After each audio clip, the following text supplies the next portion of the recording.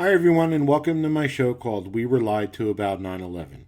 I am your host, John Gold, and this show is part of the Soapbox People's Network. This week's show, we're going to talk to a 9/11 family member about a number of different topics: the 9/11 Commission, collective punishment, the corporate media, the buildings, and a number of other things. Yes, you heard right. I said the buildings.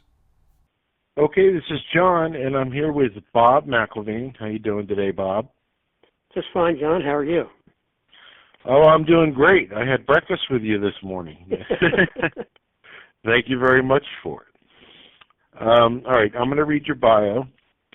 Bob McIlvaine is the father of Robert Mcilvaine Jr., an assistant vice president of media relations for Merrill Lynch Company, who was murdered on 9/11. Since 9/11, Bob has been very outspoken about a number of different issues. He has spoken around the country in different parts of the world. With the exception of one, Bob attended every 9/11 Commission hearing. He has appeared on different news outlets and has been mentioned in several news articles over the years. He has appeared in many documentaries that call into question what we were told about the 9/11 attacks. Now, I wrote a little, well, not a little, but a personal bio for you, and I'm going to read that to you now. The first time I heard Bob McIlvaine was from an audio recording of an event called the 9/11 Omission Hearings, which took place on September 9th, 2004 in New York City. Bob started to cry when he spoke of Bobby, and that was the first time I'd ever heard a family member who had questions about what happened that day cry. I was sitting in my apartment listening to the recording, and I started to bawl my eyes out. I also became lividly angry.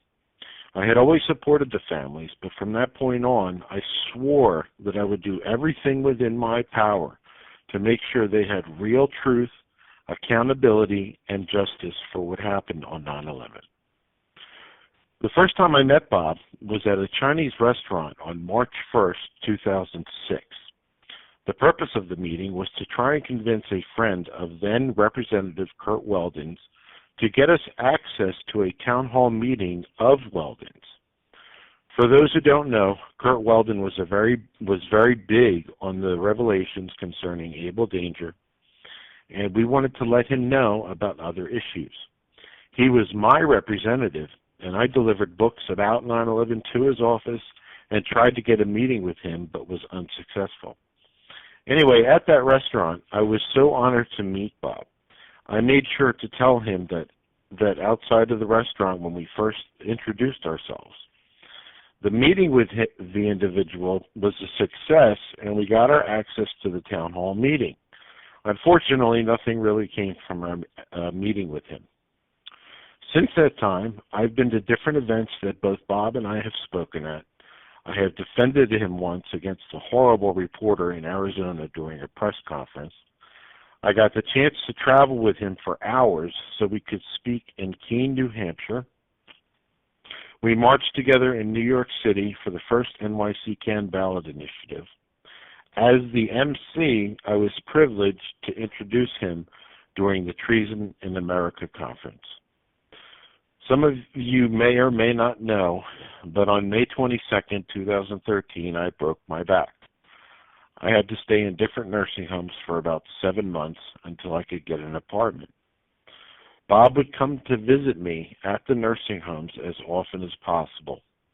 Now that I have an apartment, Bob has been coming to meet me weekly for breakfast, and it's usually his treat. I could never thank him enough for the time he has given me since my injury. Our weekly breakfast is what I look forward to most these days. He is one of the kindest and bravest people I know, and it's an honor for me to have him on the show today. So that was for you. Hey, man, thanks a lot. I appreciate that. You're very but much the welcome. Wednesday meetings help me just as much as they help you, so I thank well, you. I know it's like an Alcoholics Anonymous meeting. Yeah, it's the juice. It's like a drug. There's not that many people who can discuss this issue anymore. It's unfortunate, but that is the case. All right, so I'm going to go ahead and get right into the questions. Besides the obvious questions, oh, by the way, as I said, I don't ask 9/11 family members on this show what the day of 9/11 was like, because it's just too hard, and so it's pretty obvious. Yeah, exactly. Sucked. I don't even want to talk about it. All right. Besides the obvious questions a parent would have after their child was murdered, like who, what, and why, what was one of the first things you questioned about 9/11? That's difficult because, trying to look back, the first easy 6 months, you're in shock. I mean, literally, you are in shock, and everybody deals in shock differently, and you're just trying to get through day-to-day life. And, it's like the people in the neighborhood. I'd say for 3 months, every night we had dinners. People would stop off and hand us dinners, and you had a lot of people around. And you're talking to relatives. It's the first 6 months are a blank. I really don't. I remember eating meals and working on my lawn a lot. So you're actually not thinking about anything. Then after 6 months, then I guess you call it depression, but the shock of what happened that day really hits home because everyone sort of drops you off the mat, not intentionally or anything like that, but you learn real fast people don't want to talk about that day. So if you want to talk about 9/11, you have to talk to your wife or your child that remains, but not many friends want to talk about it. So then suddenly you're all alone and you have to deal with this grief by yourself. And it was very worthwhile. We went to a psychologist, and he was just tremendous.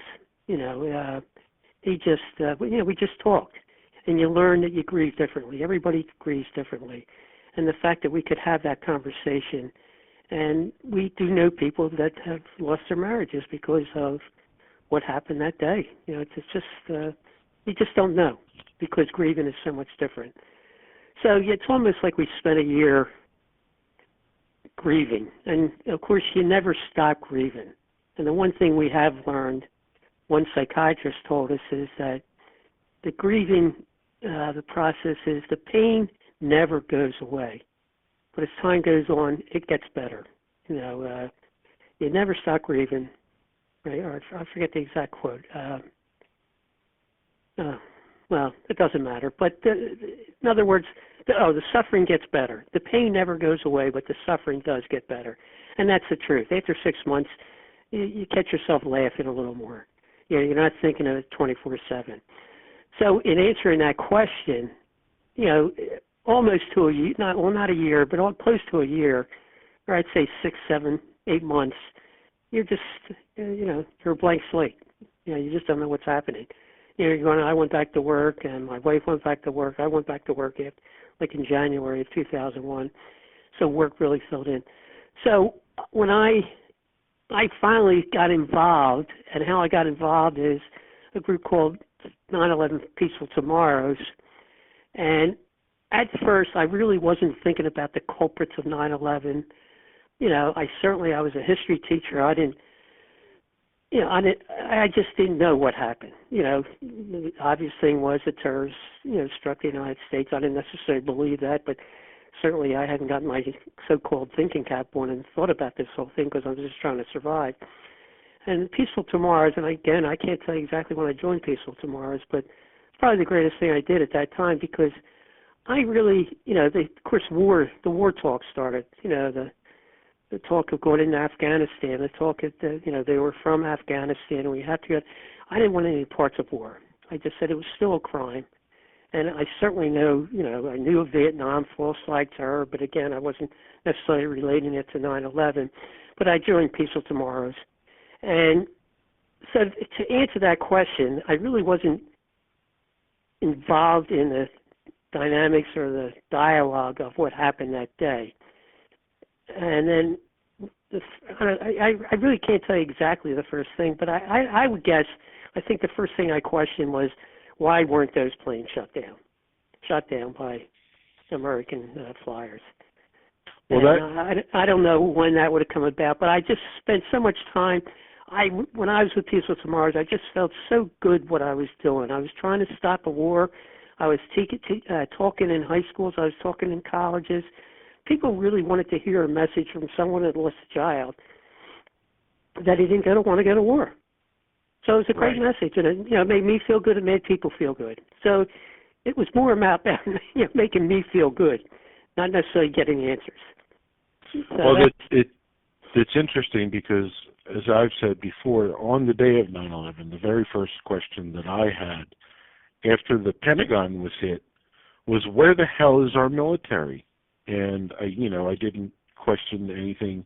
I didn't have any questions like that for a while, at least until January 2002, when Dick Cheney and George Bush asked Tom Daschle not to investigate the attacks at all. And my question then was, why would the president and vice president of all people not want to know exactly how and why this happened so as to make sure that it never happens again? But our first question was basically the same one. Where was our military? Right. So that's interesting. But again, I wasn't that. Again, I really enveloped the idea of becoming an activist, stopping war. Because, I guess, I don't know, how far along, I just wasn't a big internet person or anything like that, so whatever's in the newspaper. But when I felt great joining Peaceful Tomorrows because I truly, truly, truly did not want us to go to war because it's just going to cost more lives. And so that's where I put my energy in. And it made me feel great. And that's great. Another thing that you and I have in common is that we look at 9/11 as a crime and not an act of war. So that's a key. Yeah, regardless of what my son was married again. It was just it's a horrible experience, and you still live with it. It's a nightmare. And again, war. I didn't understand it. I still can't understand it. I'll still. How do you hold a whole country accountable for the actions of a few? Right. It was just absurd. So that's why. My energies, my wife's energies also. We did a lot of work as far as being an activist. Okay, now we just brought this up, holding a whole country accountable for the actions of a few. And in today's world, after the Paris attacks, after 9/11, the sentiment against Muslims in this country, people were furious with them. Everybody was held accountable for the actions of a few on 9/11. And it was horrible. And I have found out, and I've always made the argument that even if Muslims were involved with 9/11, people who considered themselves Muslims, whatever, it doesn't mean you hold all Muslims accountable. It doesn't mean, it's no different than if a Christian blows up an abortion clinic. You don't hold all Christians accountable. It's and there's a term for it. You don't hold everybody who's a Muslim accountable, every religion accountable, every ideology. You don't hold countries accountable. It's called collective punishment, I have learned. And apparently that's a war crime, to hold, entire ideologies or religions or nationalities accountable. So I just want to point that out. You do not do that.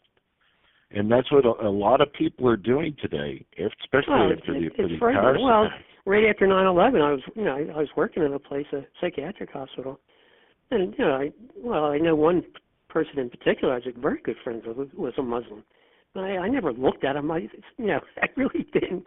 It's like a bunch of Catholics bombed a place in London, and suddenly, I know a lot of Catholics. You think, well, would I start walking around and saying, boy, you guys are horrible. Well, the Muslim I was working with, I didn't even think of, in fact, I just thought of it now. He was a very good friend, but I never, ever connected him to 9/11. It was the third thing in the world. One thing with Peaceful Tomorrows, at the UN, I met a Muslim man, or no, it was a woman. And, in the bombing of Afghanistan, and she lost 9 people, her family. A Muslim woman, and you look at her and you say the absurdity of this world. And I'm blaming her for, you don't even think of it. I never did. And I certainly met a lot of Muslims after 9/11 working with Peaceful Tomorrows, and that's if you look at it that way, and if you know people, again, it's like naming a couple Catholics that bombed the London Theater or something, the thing was just so absurd. That's why I did what I did. I just couldn't believe it because, and yet, people bought it hook, line, and sinker. Right. And I just, and to that day, but again, I really thought I was doing something worthwhile, and to be an activist like that, and you get a lot of positive feedback, and and the fact that I could talk to high school kids, and the message was being, so what? My son was, you don't go to wars because of a criminal act, and that's right. the only message I was trying to spread. All right, the next question. I saw that you attended the press conference for when they released the Joint Congressional Inquiry's report into 9/11. And you already answered this question for me, but did you attend any of the public hearings during the No, Joint I didn't. Congressional The only Inquiry? thing I don't know if people were attending the public hearings. The only hearing when they presented the book, the blue book, I don't know how many pages on. I attended the press conference of that. And a lot of, of course, it was open to the 9/11 family members, and so I attended that, and I had the opportunity to talk to to the press, which I was very happy because I was sort of angry at that time, and I got up and I said, hey, this is all because of blowback. I wasn't going to cast blame on anyone, and I was a family member, and I really wanted to say that. And that's when I at that time I felt blowback had created this horror that we're seeing. And of course talking about foreign policy. I didn't really talk about false flags or anything, so I was still in that stage where working for Peaceful Tomorrows, our foreign policy around the world was what's creating this terrorism around the world. And that's what I did believe at that time. So I really wasn't into the what I'm doing now. So and after, you want me to talk about after that meeting? Yeah, go ahead. Well, and this is a big thing to me because afterwards, I don't know if the Jersey girls. I don't know how I found out, but the Jersey girls are going to see Lee Hamilton after this, and to talk about something. And I think I had found out about in that blue book. The first joint congressional hearings, they had these 28 redacted pages. And we knew it was about Saudi Arabia. Well, that was sort of shocking to me. Well, if it's about, Saudi Arabia, I knew that the 19, hijackers or whatever came from Saudi Arabia. And I thought, well, God, I want to get 15 of the 19 came. 15 of the 19. So at that time I thought it was, all 19, but it doesn't matter. So I was with David Petorci, one of the founders of Peaceful Tomorrows, and we decided to go to this meeting also. So I think it was just the Jersey girls, and it wasn't on their invitation. I don't think they had an idea who I was.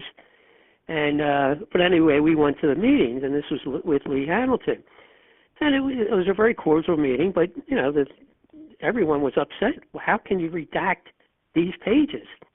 And in essence, Lee Hamilton stated, he says, look, I really feel for you. So I understand how you feel.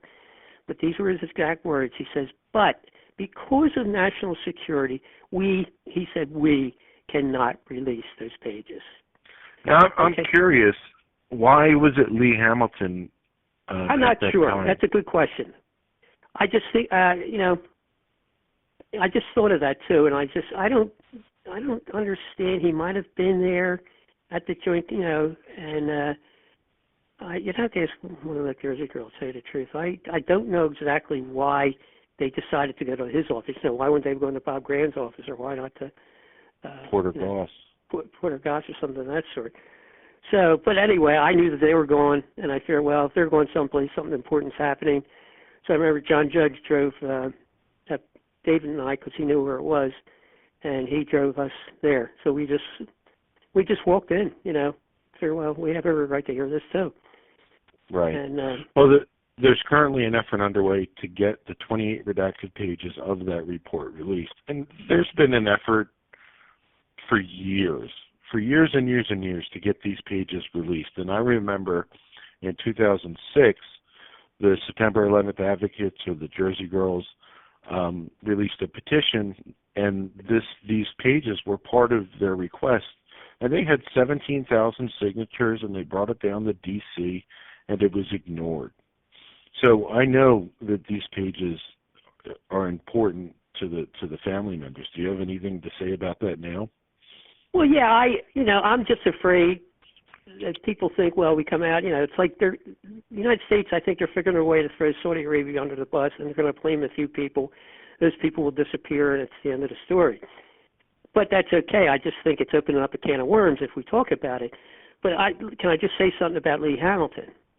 Yeah, go ahead. Lee Hamilton, now, since I got involved in 9/11 activities, and probably we'll later on talk about this, I sort of dropped out of Peaceful Tomorrows, and I just became a 9/11 advocate, or an advocate for my son. And in your reading, and I really do believe this, the most important thing for any human being in this country to understand present-day history, it's not history yet, but to understand what's happening today, you must understand history. And, of course, I just started reading. I've read everything. I got books. I just threw away like 25 books the other day because it's overwhelming the house. But the strange thing, the fact that I was there, Lee Hamilton said, because of national security, we cannot allow this to go public. Well, then I started reading about the October surprise, and I don't want to give any history lessons here, but the October surprise was in 1980. It was a surprise. They wanted, of course, they didn't want Carter to win the presidency. Okay, the October surprise was going to be the information was coming out that the United States was making a deal, was negotiating with Iran to sell arms, or they would sell arms at that time. They would sell arms to Iran. Now they are our mortal enemies. They're holding our hostages. So I think they gave $40 million. I think they gave them $40 million to buy arms. In other words, they were negotiating with the Iranians to hold off the hostages' release. Carter was hoping to release these hostages in around that time, and he would be guaranteed to win the election. And if everyone remembers, the hostages weren't released until the day Reagan was inaugurated. So the October, of course, being just before the November elections, so Carter never was able to release. Now, there's plenty of information out there, plenty of information that Bush was meeting in Czechoslovakia with Iranians. All right, so we're not here to discuss that, but just leave that in everyone's mind. Then we go on to Iran-Contra. Well, we did have Iran-Contra hearings, okay, that were selling arms to Iran selling arms to, or I don't know, the progression. But anyway, they wanted to stop the Contras in Nicaragua, okay, again, to stop communism throughout Central and South America. But people just have to read. I'm not just going to sit here and discuss it, but people have to read about it if they don't know anything about it. But anyway, in the late 80s and into the 90s, they had two different hearings that Lee Hamilton was intimately involved in concerning October Surprise and Iran-Contra. And in the readings, of course, you will find out that, quote, Hamilton stating that because of national security, we can't release all this information. Well, that's mind-boggling to me because it just resonates the fact that I remember him saying that. I mean, I have a long, and I'm not a violent person, but I have a long list of people that should be hung at Ground Zero in Times Square for their involvement in 9/11, and Lee Hamilton is one of those, because I just constantly remember, I said, oh, God, here it is. So 3 different times. He's probably the greatest gatekeeper in the history of the United States. Involved with AIPAC in Israel. Some people are saying Israel was involved in this. I don't know, and I don't really care. But the fact remains, we will never get an honest investigation in this country.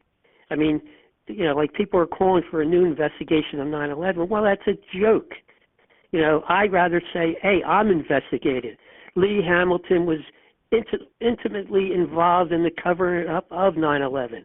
Well, those who are involved in the cover-up, they're just as guilty as the people that I think put those bombs in the buildings, or or stop the, whatever. We can just go on and on and on about that. So, well, let me say a few things about Lee Hamilton with regards to the October surprise inquiry and the Iran-Contra inquiry. He was involved in both of those, and they both resulted in cover-ups.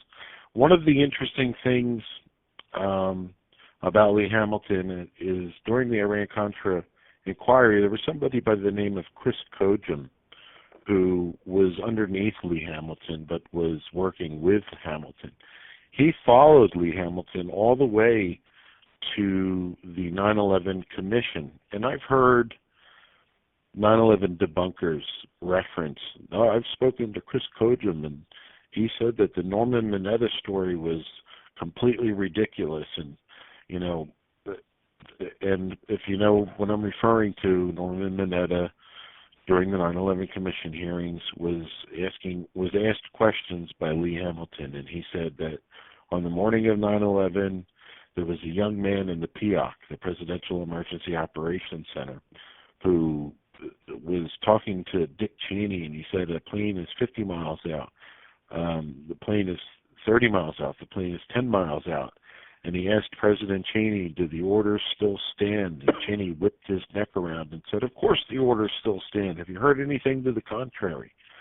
And so that was what Norman Mineta testified to the 9/11 Commission. And it's interesting to note that Lee Hamilton kind of coached him along. And they were talking about whether or not it was shoot down or stand down orders.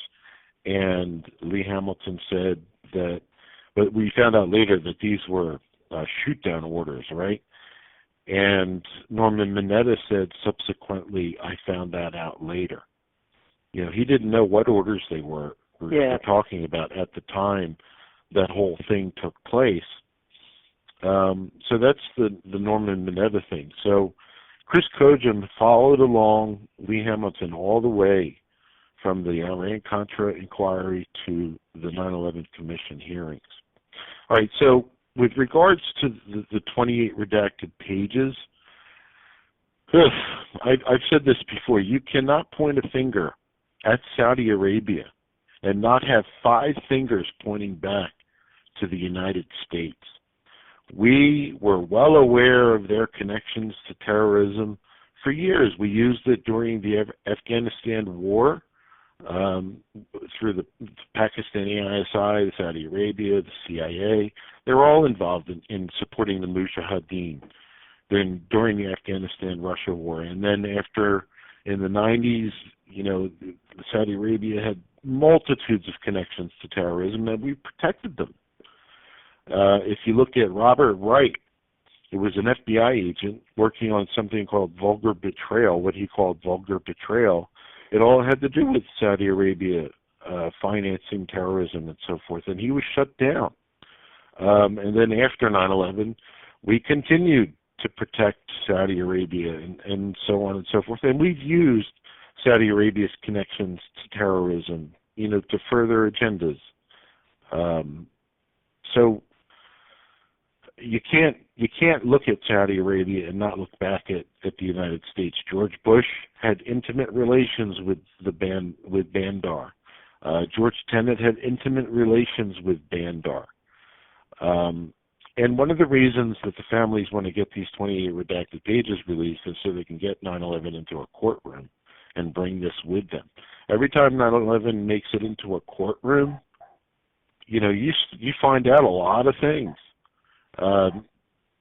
During the Moussaoui sentencing phase, we found out from FBI agent Michael Antisef, I think was his name, that the FBI was well aware that terrorists were thinking of using planes as weapons for years and so on and so forth. I mean, a whole bunch of stuff came out of the Moussaoui trial.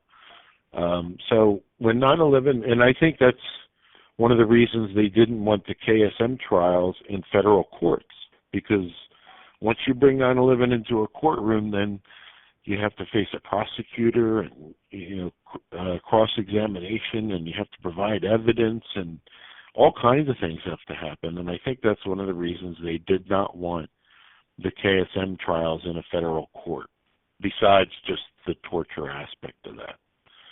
But anyway, getting on. In fact, it's just I happen to remember it. I haven't thought of it in years and years, but I remember when FBI Robert Mueller was speaking to the 9/11 Commission. They brought up Saudi Arabia, and then someone was asking. It could have been, it was one of the family members, and talking about who authorized the release of I don't know how many Saudi Arabians immediately after 9/11 that they could go home. They flew them home, and he apologized for it, but the answer was who asked them?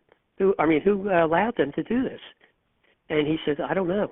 He says, but I will find out for you. Probably someone in the State Department. And, of course, that was the end of it. Everyone looked at each other. What the fuck are they talking about? I'm sorry. It's just, someone, I apologize. We released them. And who released them? Well, I don't know. And, all through 9/11 hearings, people would say, I'll get back to you. That did a lot of good. They'd get back to you. Well, this thing's over. No one ever got back to anyone. They went home and had a martini and said, well, that's the end of that. But right. Just Saudi Arabia is a big deal, and it's. Well, that's what I think one of the bigger stories is. Besides just getting the release for the 28 redacted pages, the 9/11 Commission absolved them, and the reason that they were, the reason that the 9/11 Commission absolved them, they supposedly did look into the information in the 28 redacted pages. They interviewed the people that were involved. And a lot of the memoranda for the records, which is a description of the interviews of witnesses, talks about how these people weren't trustworthy and so on and so forth, and yet Saudi Arabia's part, they were absolved. And that has to do with the fact that Philip Zelikow, he refused half of the interview requests for the Saudi investigators. Dana Lieseman, who came from the Joint Congressional Inquiry and who helped to author the 28 redacted pages, tried to get access to those 28 redacted pages during the 9/11 Commission. Zelikow made it difficult for her, so she went through a back channel to get those pages and was fired by Zelikow for doing that. Philip Zelikow and Dieter Snell took part in a late-night editing session to take out any Saudi support for the hijackers from the 9/11 report, and they moved it into the back of the book in a footnote. So, that's the bigger story, is that the 9/11 Commission, it seems, purposefully covered up Saudi Arabia's involvement, and, it's Philip Zelikow again. Philip Zelikow. I mean, all right, but just in my perspective, I really don't believe any of this is going to come out. In other words, the country, I think we discussed this today, the country's so strong, the intelligence community is so strong. As an individual, anywhere I go, anyone I talk to, my first thing is, the United States orchestrated this event. The United States killed my son. And more than anything, I want to tell people, and I'm sorry I'm going off on this, that Muslims had nothing to do with my son's death. I really, really want people to hear this because, it's just like it bothers me so much, the Kennedy assassination. Books are still being written. And people, but it's still, we'll see on Fox News, it's lone wolf. You know what I mean? And I just don't want, I'm not going to be living long, I don't know, I might lucky to be another year on this earth. So I don't believe in events. I'm saying this, John, I'm like, everything you're saying is so true. But the thing is, I don't have that much time to be talking about, Zelikow, again, there's another person. If we're going to hang in Times Square in Ground Zero, he would be one of them. He'd be up with Hamilton. And, of course, there's a long list of people. So people have to do the research on Zelikow. They have to do their research. If they want to even, you're an encyclopedia of knowledge. But to read an encyclopedia takes a lot of time, and that's what people have to do. Listen to people like you. Listening to me, I don't really care about Zelikow anymore. Your information it's wonderful, and people have to say, geez, I hear that name. Well, I better do some research on Zelikow. But the thing is, I don't know if they're doing that. So it's, it just bothers but me. to me, it's again, this is an important story. Zellicow recently referred to the 28 redacted pages or the information within them as, quote, wild accusations. So anyway, it's just important to me. One more thing. I really believe the 28. I hope they do come out. I don't know, but the thing is, they're planning. They're going to throw some people under the bus, and then have a stupid investigation. Because every commissioner investigation they have is all, it's all loaded, and they know what the final thing's going to be, and they just so. I hope everything comes out on the 28 redacted pages, and what you're saying. And well, I don't think they're going to throw Saudi Arabia under the bus. They're going to throw some people in Saudi Arabia under the bus. Oh, they will never throw Saudi Arabia under the bus. No, we just sold them $63 billion worth of weapons. Yeah, we're working with them, to train rebels to send to Syria, blah, blah, blah, blah, blah. Anyway, let's continue. You already told us a little bit about your activism with Peaceful Tomorrows. Why don't you tell us about your arrest, your trip to South America, and your trip to Japan? Well, this is all part of Peaceful Tomorrows, and they truly are. You know what it does? It makes, like what we did is very painful, because you're leaving your family, you're going to South America, you're going to Japan, but the thing is, you just felt so good about yourself. So it sort of just covered over the pain that you had. And I might make a point about Japan also, but I had the opportunity. In fact, the Uribe, the president of the United States, or the president of Colombia, two daughters, they had called me and individually, and they asked me if I would come down because I knew I was part of Peaceful Tomorrows. And there was one other person from Peaceful Tomorrows that went down to Bogota, Colombia, and they were having a conference on violence throughout the world, and people like from Chechnya were there, people from Indonesia were there, Malaysia, the bombing, the restaurant bombing and all that, people from Ireland, Protestants, Catholics, and so it was just it was a phenomenal experience for me, and and I feel I'm very lucky to get out of Bogota because on the trip down there, the plane, and I came down myself, and it was like they called me on a Wednesday. I had to be down there on a Saturday morning, so I took a plane, stopped over in Atlanta, then landed in Bogota at like midnight, and supposedly a car was going to be waiting for me. Nothing. Some people were walking around. I said, "Oh God, here I'm in Bogota, the airport."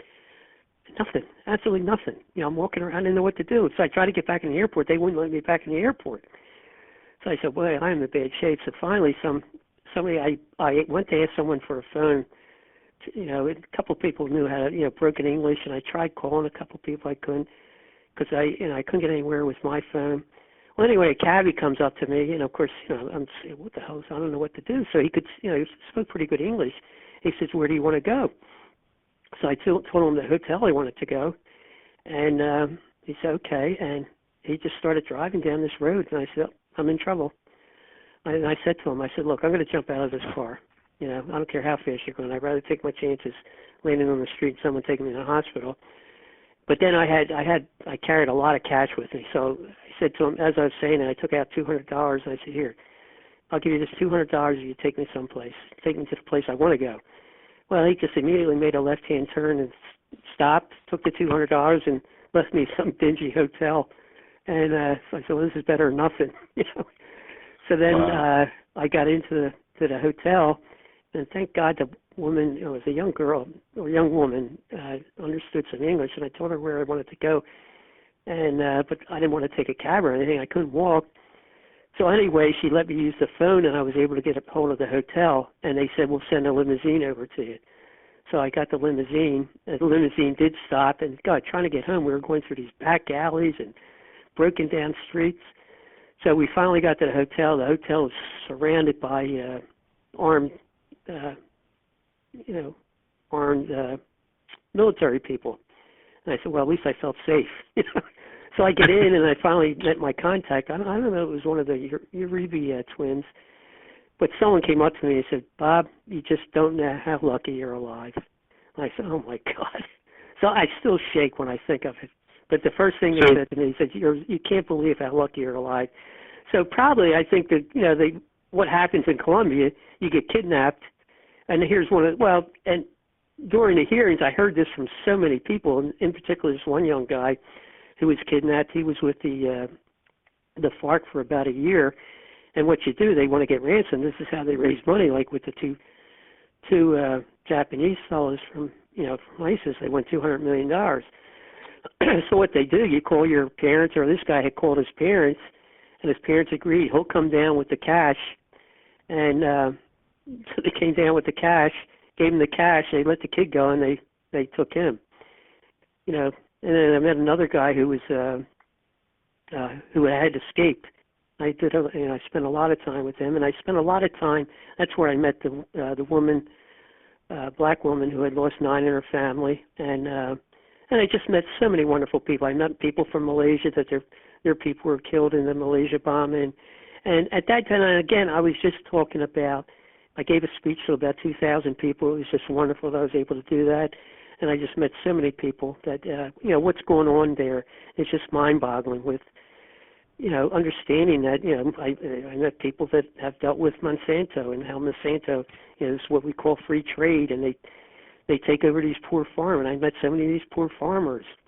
And I met people that had, relatives have died from the Irish Republican Army. So it was such an experience to me, and one that I can constantly relate to other people that this is what's happening around the world. So as an actor, I felt so good about that. I spoke about blowback again, and I spoke on radio shows, TV shows. In this short period of time, people wanted to have me on. They would come to the hotel. I wouldn't leave the hotel. I wasn't about to leave again, but they would come and do an interview with me.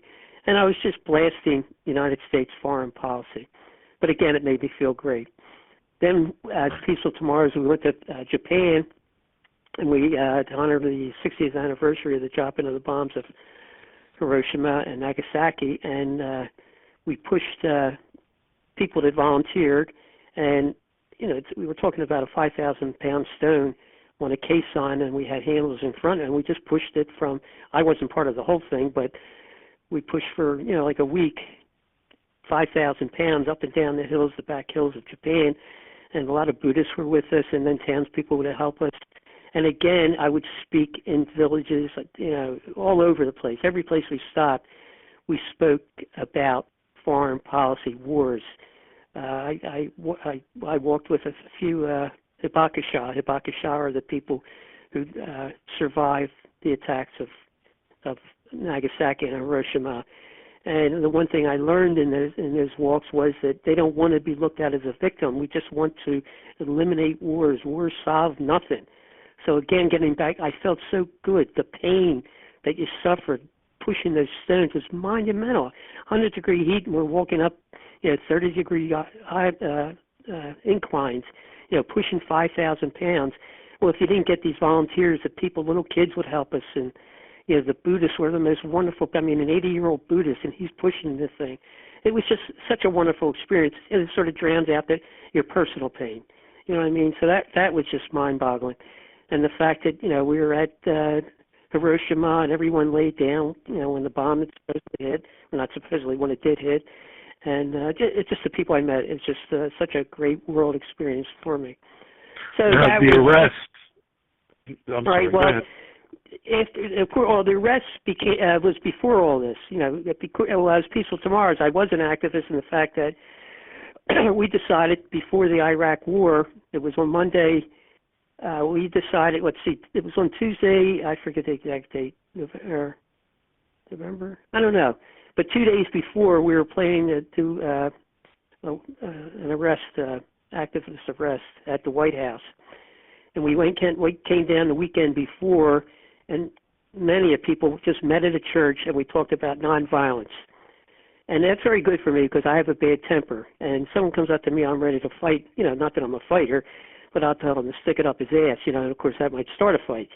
So learning the nonviolent techniques of, just you're being a pacifist, and that was probably, thank God I did that, because you got a lot of people in your face. So anyway, we planned to go on the day before the war was supposed to start, or 2 days before, whatever. we were all going to march down to the White House, and then people who wanted to get arrested, then we all met, and what were we going to do if we were going to be arrested? And they made the decision, either we're going to go through with the arrest, but then how many people want to go to jail, and how many people want to pay the fine. And whatever the vote came out, then that's the only thing we were going to do. So everyone voted, and the vote came that we would be arrested. We were put in paddy wagons, and then we would sit. We were placed in a big room. I don't know where it was, and then eventually pay the fine. That's what the vote was. If the vote was that we were going to get arrested and put in jail, then everyone was going to have to, go along with that. So then we got arrested. And they allowed Peaceful Tomorrows to be the first ones to lead. They had a huge, long line of police in front of the White House, or a big lawn heading towards the White House. That's the further we could go. And they allowed Peaceful Tomorrow people to lead the thing. And I had a sign, not my son's name, and the Princeton hat on.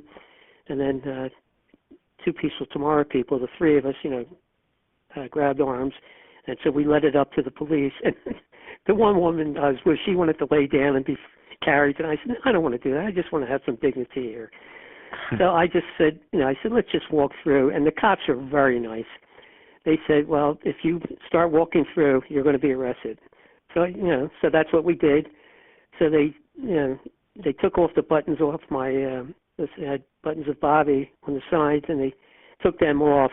And they were very nice. They just stuck them in my coat pocket. They didn't throw them away.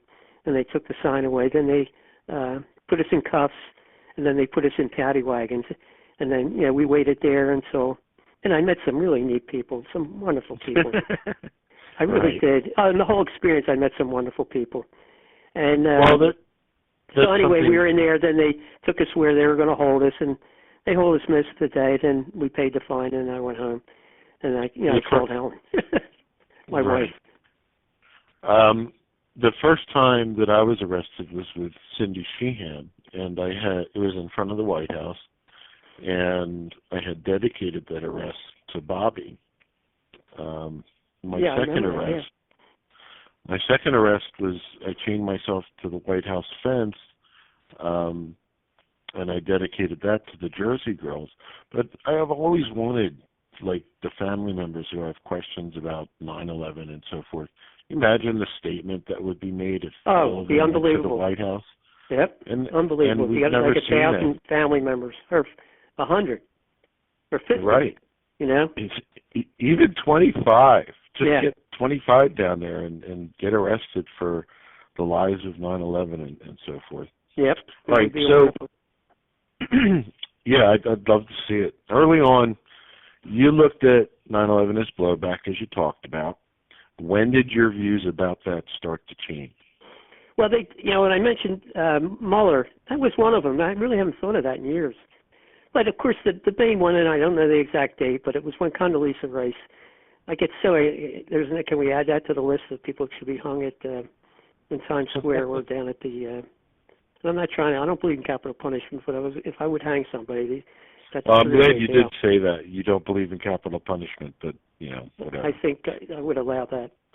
To me, all the people, I want to put them in jail and let them suffer. They don't deserve.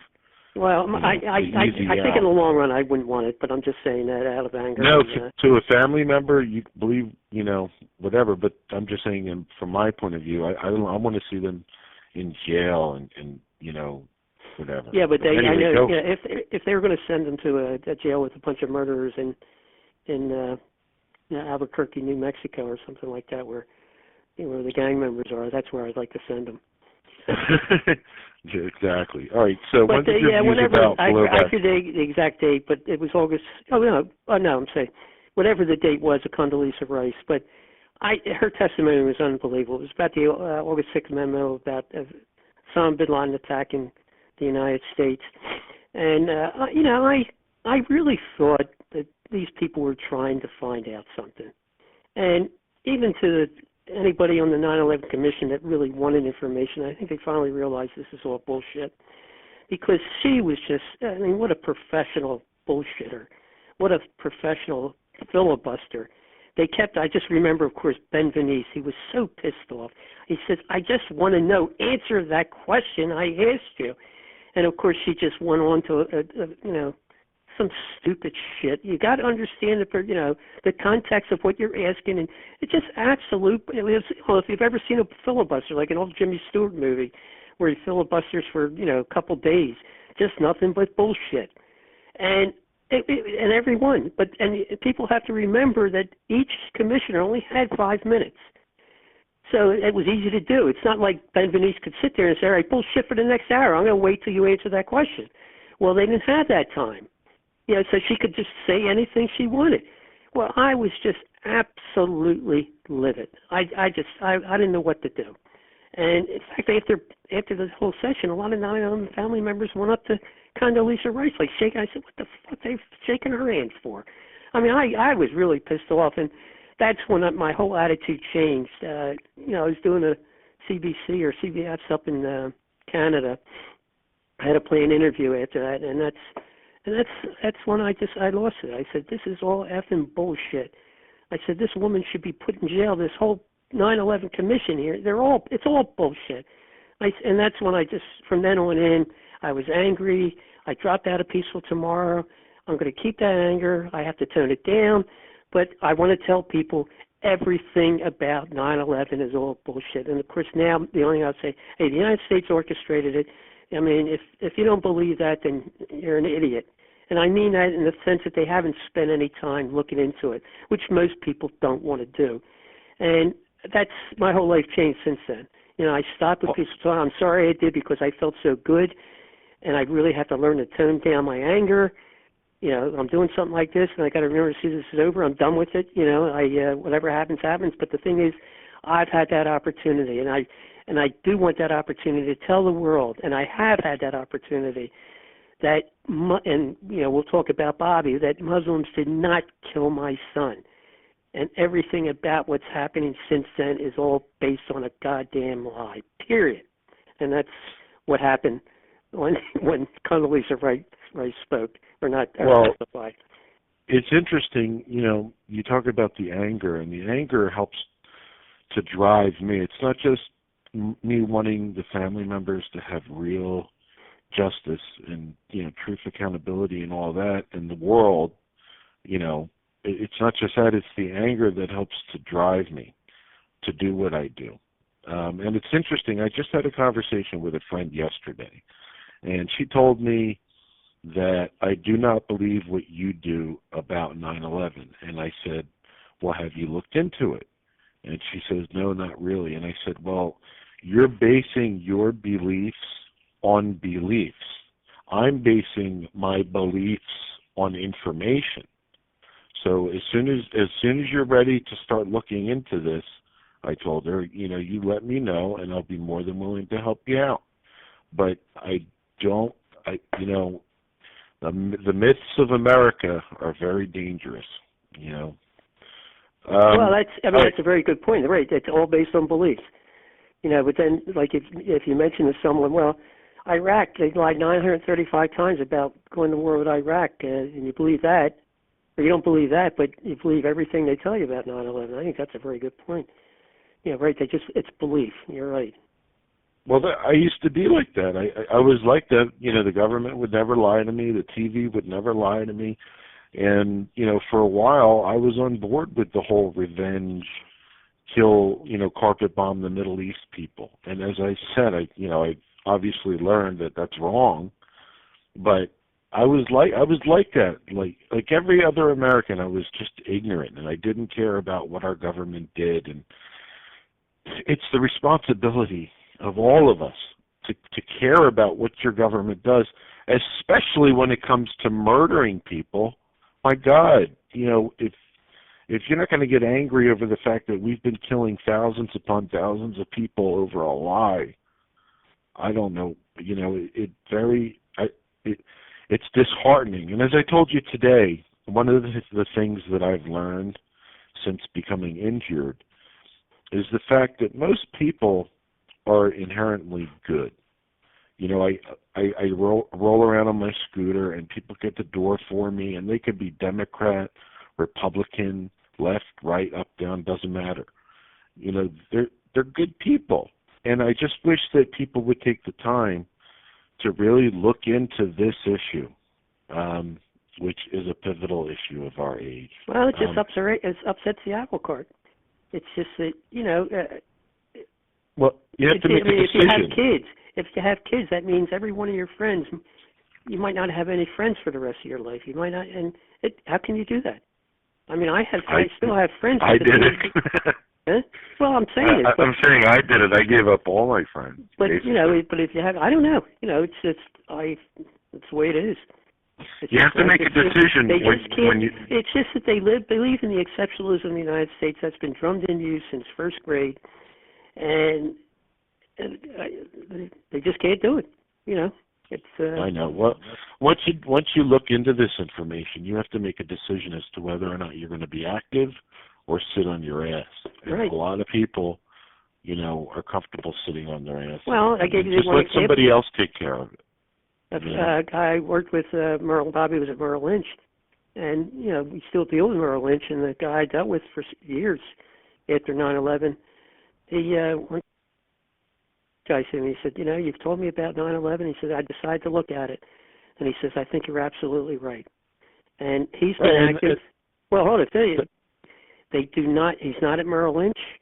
The family doesn't talk to him, and I never hear from Merrill Lynch at all since then. So it just shows you what happened to him, and I think his wife might be leaving him. So can you do that? Wow. I mean, that's brutal. Absolutely brutal. It is brutal, but silence is betrayal. How can I can't understand a world where it's wrong to question how 2,976 people were brutally murdered, especially when you know that we were lied to about that day, and especially knowing what that day has been used for. In what world does it make sense not to do that? Well, would you turn your father in if you found out something horrible about him? Would you turn him? Would you be the one that turned him in? Oh my goodness, that's a good question. Well, I don't. That's basically what it is. I mean, really, what if something horrible? I'm not saying murder or anything, but something horrible. And at this stage of the game, would you turn him into the police because you're the one that found out? I don't want to put the elements within our government on the pedestal that my father is, and this is another point. Well, but that is the point, though. That the government is your father. The government is your parent. You've been looking to them for answers. You've been looking at them. You've been saying the Pledge of Allegiance. You've been singing the Star Spangled Banner. They are exceptional. Are you willing to take that and say, God, this has been evil all this time? Well, that's a tough thing to do. Well, one of the things I've tried to teach people over the years is I remember a time when, the media was on their attack campaign against anyone who questioned 9/11, and Tucker Carlson was calling people unpatriotic and, for even daring to question what happened that day. And I forget what I was going to say. I remember. I'm sorry. He referred to questioning 9/11 as blasphemous, as sinful. And our elected officials are not gods. These people are people just like you and me. They're capable of greed. They're capable of jealousy. They're capable of a whole list of things that human beings are capable of doing. Don't put them on a pedestal. They're not gods, okay? But people need to understand that. I know that that's the myths and everything, but they're people just like everybody else. And I think everyone would agree with you 100%. Anyone would agree with you.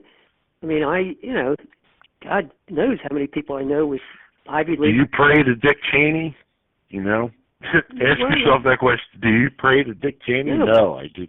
But it's just that's patriotism. Patriotism probably is the biggest trump card of the country.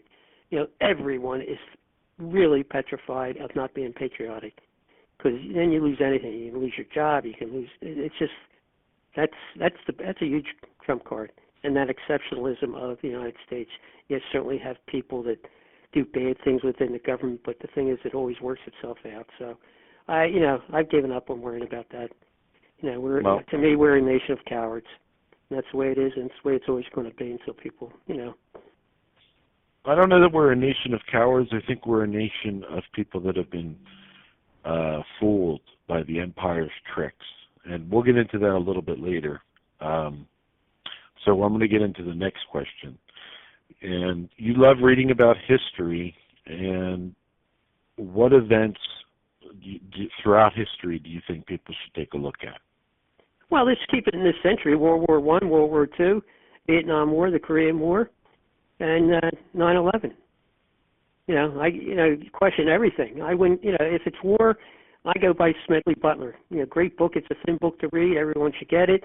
But war is a racket, and it always will be a racket.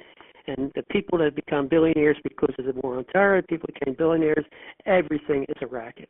Everything in war is a racket. So you question. If the government comes out with statements, we should read books, but oftentimes books come from the Pentagon.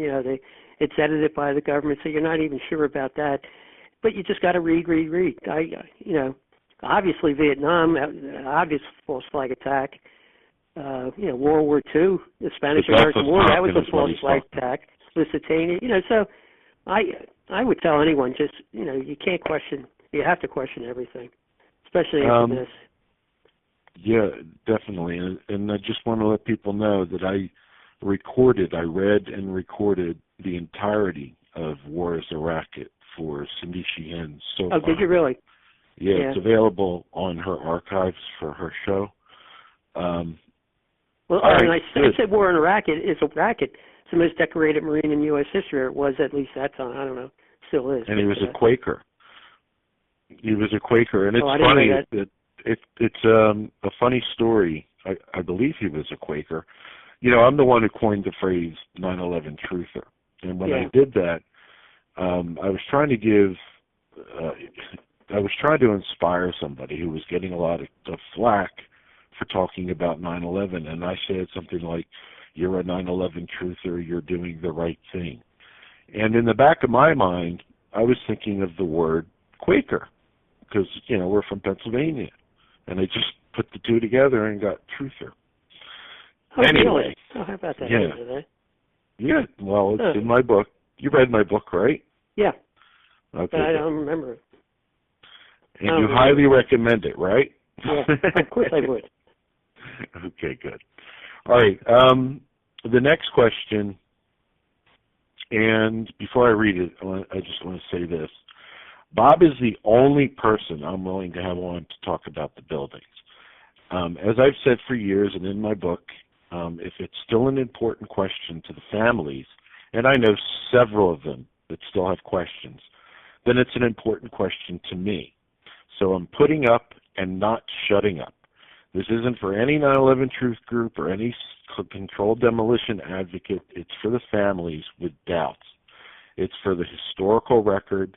It's because, as I've also said, it breaks my heart that I can't jump on the buildings 24/7 bandwagon, or even just the buildings bandwagon for Bob. So we're going to approach this from the perspective that it was a crime scene, that it was where most of the people were murdered on 9/11, and that he is a father trying to figure out how his son died. So, with that in mind, I know this will be difficult to answer, but it's one of the main reasons I'm speaking with you today. Based on everything you know, how did Bobby die on 9/11? All right, well, I have, not many people have this, and this has taken me a long time. Actually, approximately by 2007, I got all this information together. But all right, just everyone hang in. Anyone that's listening, hang in here, though. But I'm just going to go. I got Bobby's stuff that it took me a while to get, and but I just figure this is a first-hand account, so people believe me more than me just telling you. What I have right here, it's a biohazard box, okay? And if you open it, it's like the first day going down to, or let's see, I went up to ground zero on Wednesday morning, September 12th. Now, the smell down there was absolutely putrid. And I did have a lot of asthmatic problems after that because it was just putrid. Well, if you open up this biohazard box, that smell, let's see, we're going on into the 14th year, right? Yeah. The smell is so distinct, so there, it's unbelievable. All right, I have a piece of paper inside the biohazard box, property clerk's invoice. Now, we didn't get this until January of just this right here, so I haven't gotten into this other stuff. But we didn't get this until, I think, the 1st of January, where we actually got, this came in to the morgue, okay? And this was taken off of Bobby's body. And then I'm going to describe some other stuff. But what we have here, and I don't know why we didn't get the other stuff, but we have Bobby's wallet. And it has his license in it. Well, it was his full wallet. It has his license, it has his ID, and it had $13 in it. Now, you know, again, I haven't opened it because the smell is bad. I just hate touching it. But I know that the $13 has disintegrated. And it's a fine white soot that's all over it, and it still is. And again, that smell, it's amazing after 14 years, the smell.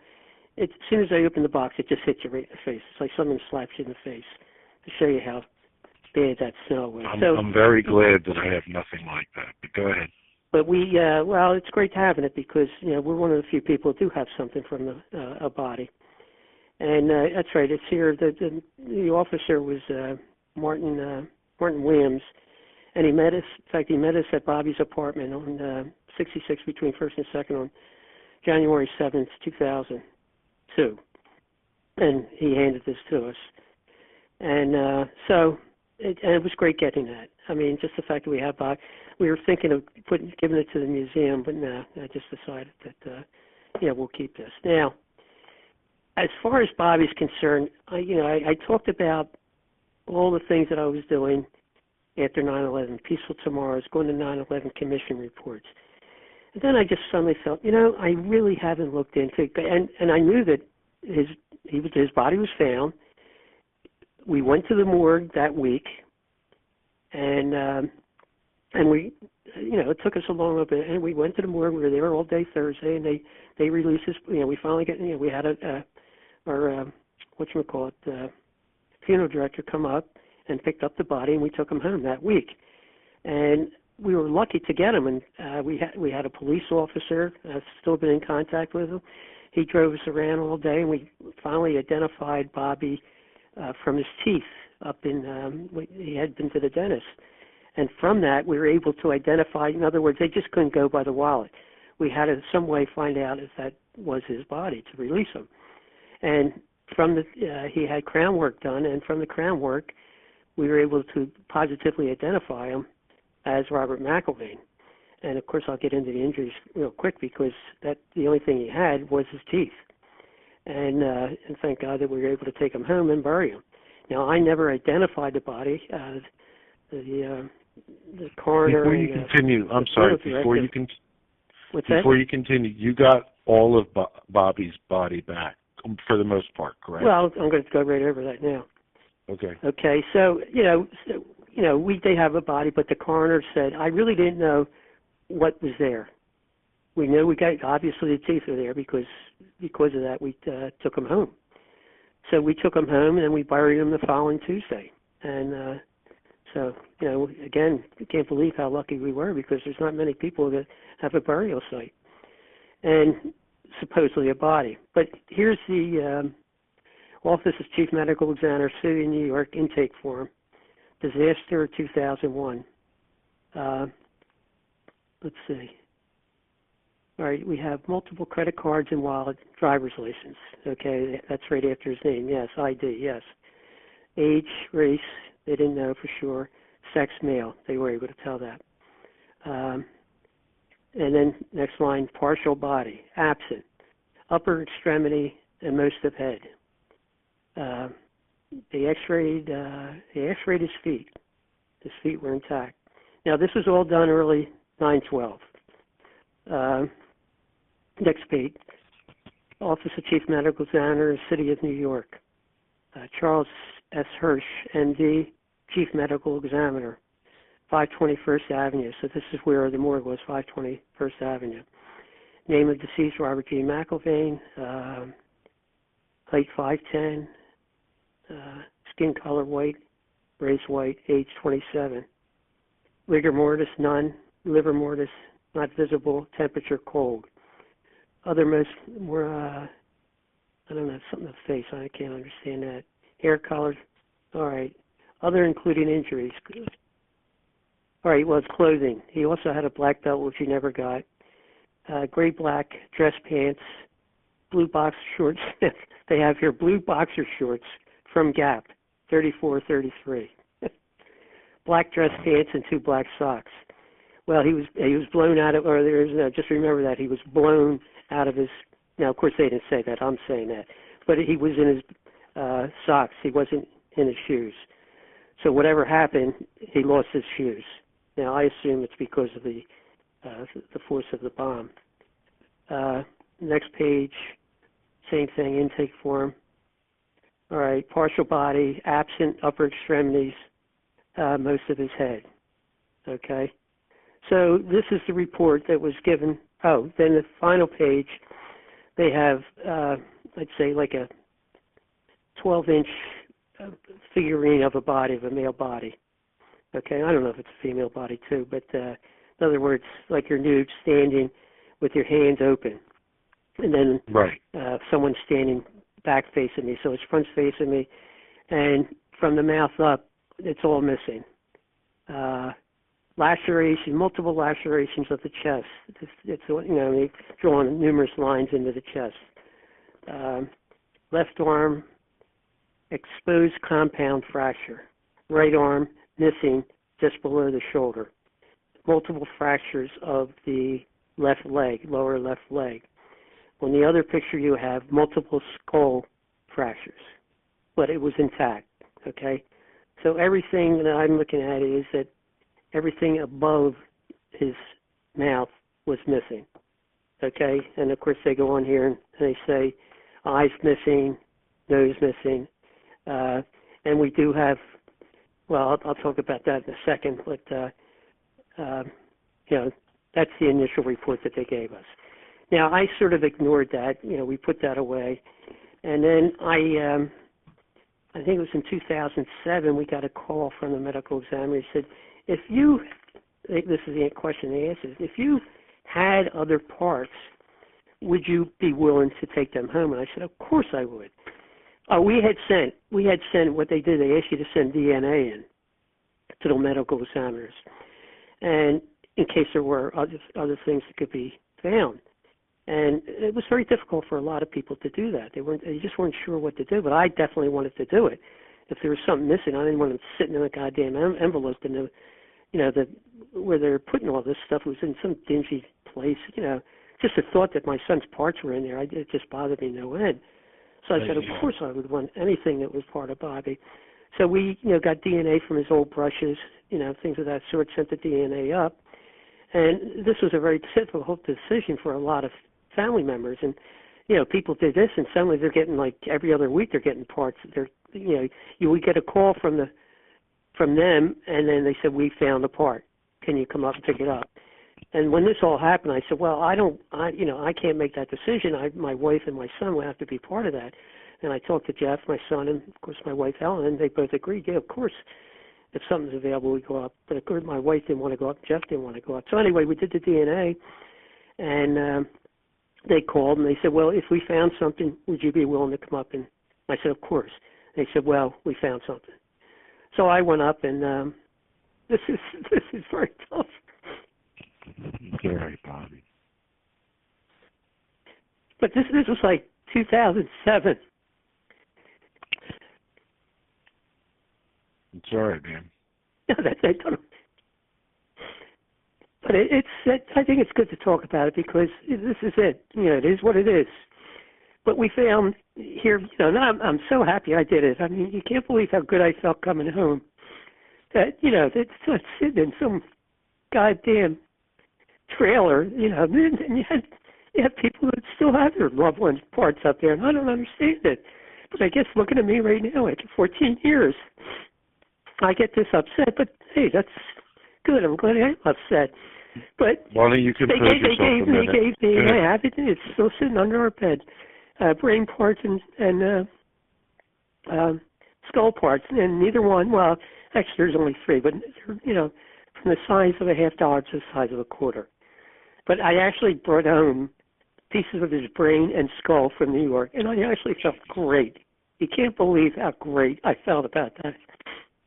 And so that's it. That's what we have. Let me just say, Bobby was such a, talk about having his brain. I should, somehow make her a Frankenstein and give it to him, because he could really make a good human being if he got part of that brain and gave it to someone. Well, let me just say something really fast. Just two things. You talk about his brain, and then Bobby was one of those people, who I looked into, and I'm so impressed by him, by what he was able to accomplish. He went to Princeton. He had a very high position at Merrill Lynch. I mean, he was just a very impressive individual, and I get sad when I think about people like him who were lost that day. And another one, Tia Kamenek, who lost her sister, Marie Ray Sauper, on 9/11. She was a judge advocate general. Before that, she was very involved in gymnastics, and all these people, these wonderful people, were lost that day. And the other thing I want to mention is that, yes, there are still family members who are waiting for remains from their loved ones, and a lot of them are furious over the fact that the remains may be in Freshkills, landfill. They're furious about that. It makes them sick. Oh, of course. Go ahead. Yeah, well, and really, piggybacking on that, again, you can't believe how good I felt. And I don't know if it sounds morbid, but we're taking that train home from New York City into Trenton and driving home, and the fact that we have it. I mean, the thought that, as these people are saying, that it might be sitting someplace in a, that's why they put it in a bag. Now it's a sealed bag, but but a lot of people have opted not to get it. I don't know if they sent their DNA in. I don't know if the communication. I don't know. It is brutal, and I don't know how people do it. But that's probably why they don't stay involved in this, because here you see what happened to me. It's 14 years, and I've talked about this before. Then I just every once in a while break down, and and I think people really want closure, John. Yeah, and of course, if you keep doing it, it just doesn't bring closure. And I'm willing to put up with this, because closure is me that the rest of the world stops killing each other, and 9/11 is the reason people are killing each other, and that's my closure. So it's and you never do get closure, and that's what people are looking for. That's one of the reasons, specifically 9/11 family members. They just can't keep drudging this up. It's just, you can see how difficult it is. No, I much worse for a mother. Yeah, I completely I could never understand, and I've said this for years, is that I understand the anger that I feel from finding out what I found out, but I can't imagine knowing what I know on top of having lost someone that day. It's unimaginable to me, and I never put myself in the shoes of a family member, but when I do, when I try to, I can't. It's unimaginable. I'll tell you what, it's not unimaginable, because the human body works. It's a very strong thing. You immediately go into grieving mode, and again, that's why I'd rather talk about this, because it's if you lost a dog, it's it's a bad thing. But it's again, like that psychiatrist said, the pain, it's right in front of you. And you can't even think about anything. And then the pain gets better and better and better, and it's way in front of you. It's always there, but then the suffering gets there. The first you really suffered. People have committed suicide. Families have broken up. Well, that was all part of that suffering. It's the first 6 months is brutal, and you might have a man and a woman that are grieving totally separately. You're grieving, but the thing is, I want to talk about it. someone else doesn't want to. I know a family that broke up. He didn't want to go see a psychiatrist. He felt guilty about it, going to a psychiatrist. He's a tough guy. Well, if she wanted to, well, that's tough. And they ended up separating. So it's not. Divorcing's difficult. Everything's difficult, and it's there in front of you. And the thing is, when we lost a child, there was so much support going on. Everybody was trying to help you, so it really helps you out. So that grief that you have right in front of your face, well, the support you're getting really does help, and you're not thinking about it as much. And as one psychiatrist said, that grief that's right in your face and you can't see anything does start moving away, and that's so true. Even after 6 months, after even a month, a week, you've had so much help from people calling you, people giving you dinners. It's sort of counterbalancing it. So you can imagine. It's just like anything. Believe me, we just lost our dog. That was horrible. But, it's not as bad. We've moved on. We're not thinking about it now. The first few days you feel horrible. Everyone, if you've had an animal, it's like to lose an animal. Well, it's basically the same thing. Right. It's, so you can imagine. It's, you just got to move on. It's either some people have committed suicide. Some people go to drinking. Some people go to drugs. It's how you cope with it. So it's, Well, let me ask you a question about the medical examiner's report that you read to us. That was the first time you've ever read that. Yeah, first time I read it to anyone. Jeez. All right. So you were given a biohazard box.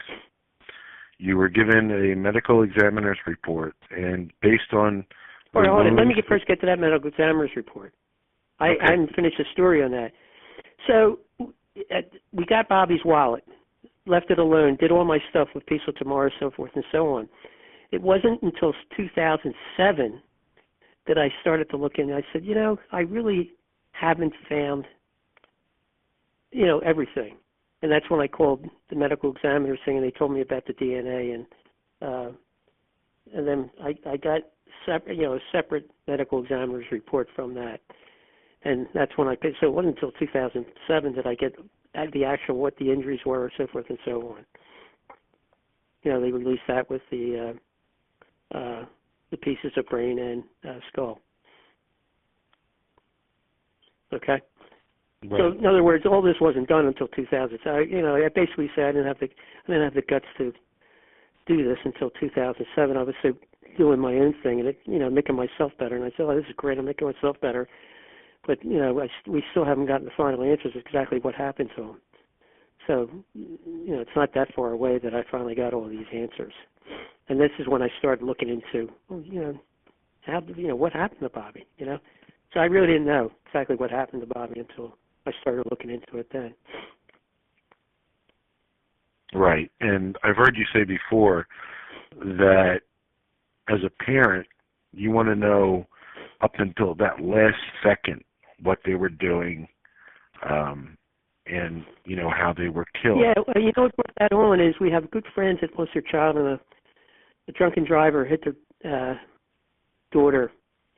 And she died, they said instantly, but they really wanted to know, did she experience any pain? You know what I mean? And, so we used to talk about that. We used to get together with them a lot. I mean, imagine that's your conversation, how many seconds did your child suffer, I mean, Right.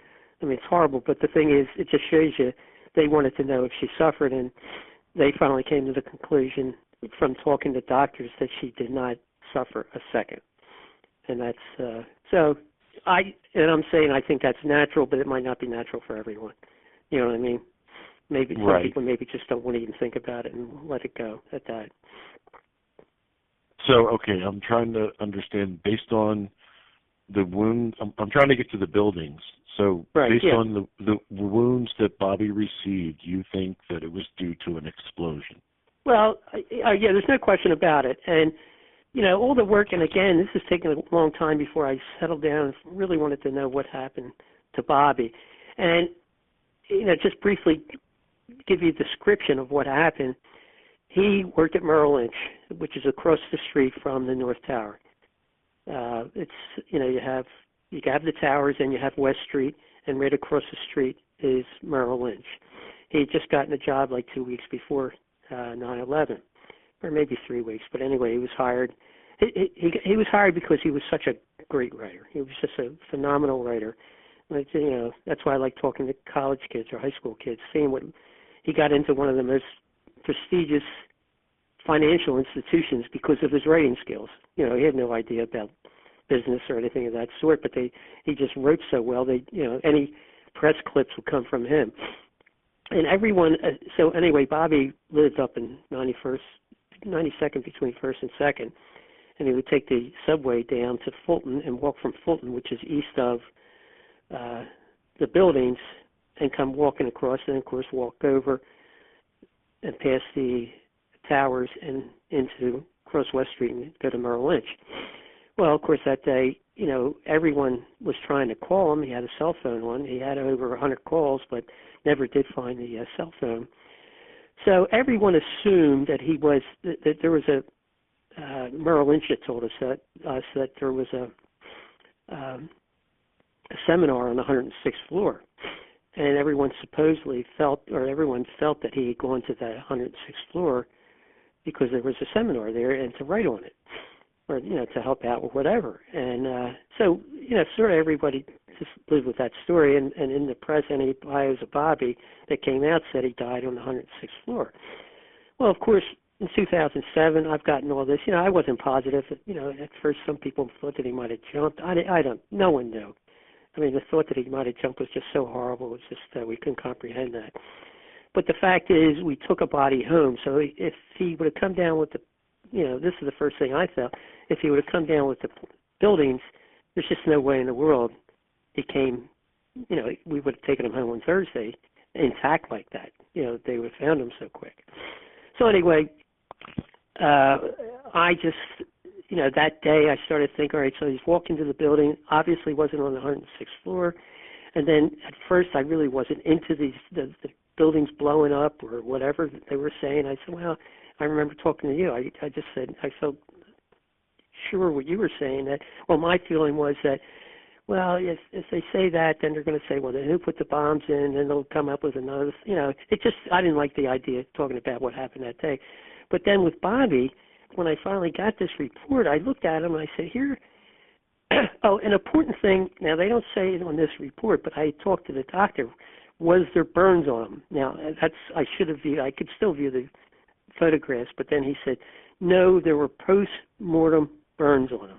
And this is what turned the whole thing in my life that, I try to work on Bobby now, because if there were no burns on him, now they were post-mortem burns, and they say they were burns that were severe, but not like you were totally charred. Again, he actually, I remember him saying, he said, if you just laid out on the beach for a few days in Miami and you just got really, really badly burnt, okay? So here I'm thinking, well, if he's walking across or through, but he had to go heading directly towards the North Tower. Now, the injuries, again, his whole face was eliminated. His arm is gone. Well, I would say that his arm was blown off, okay?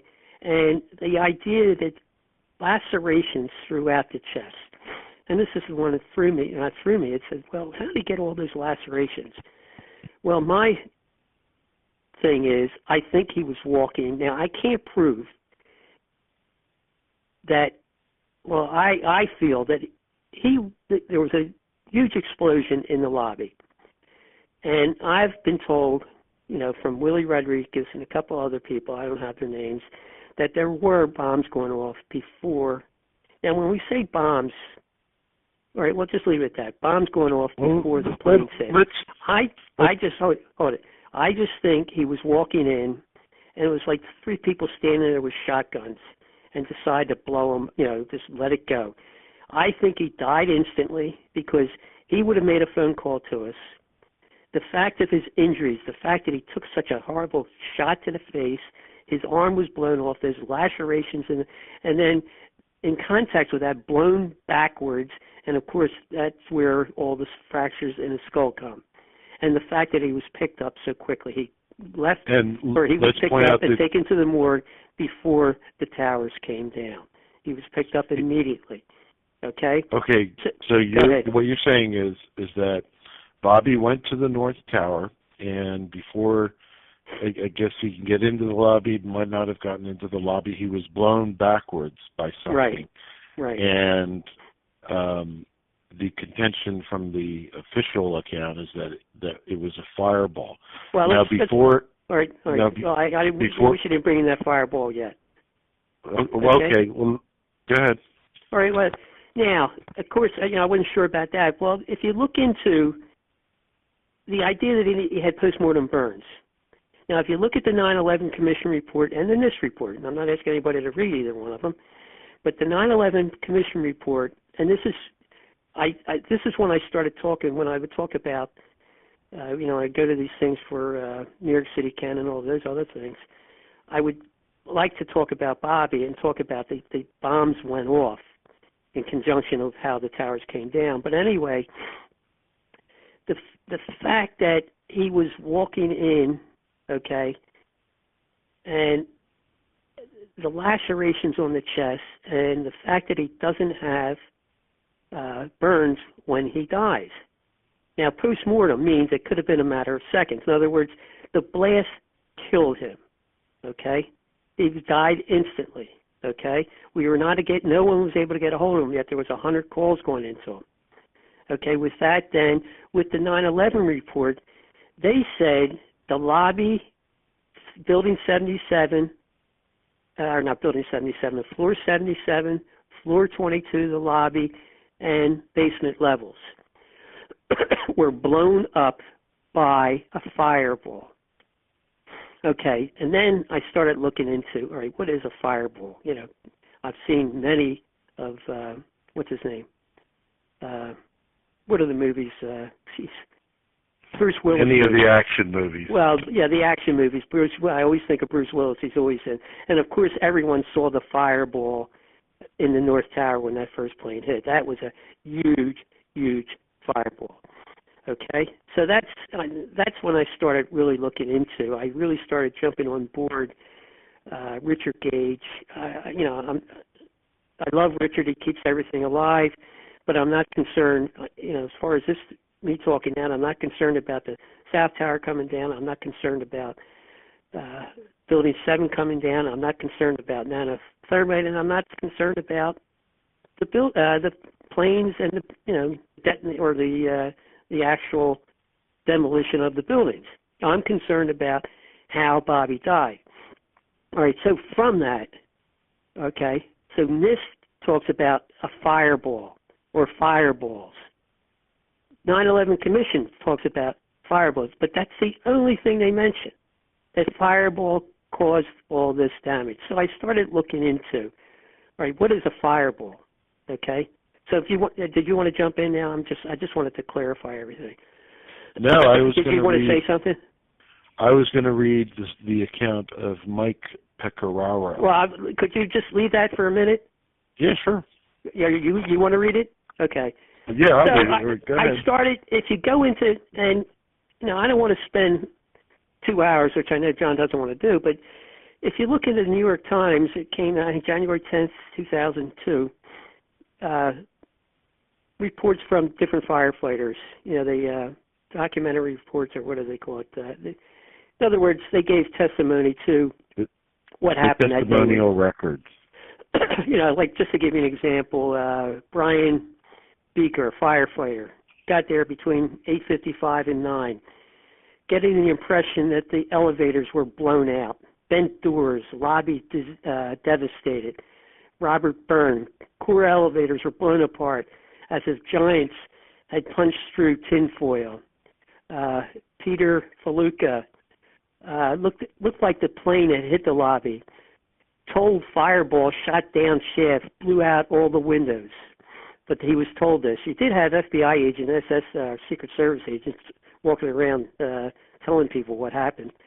That's just a sidelight. Doors were blown right off the elevators. James Fody. I didn't see any fire in the elevator shafts. Great deal of soot, like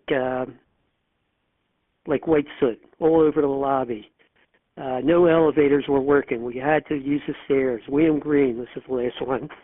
Now, this is all people. These are all firemen that walked in, and these came from testimonies with the New York Times. Entered through the front door of lobby. Lobby was screwed. All windows broken.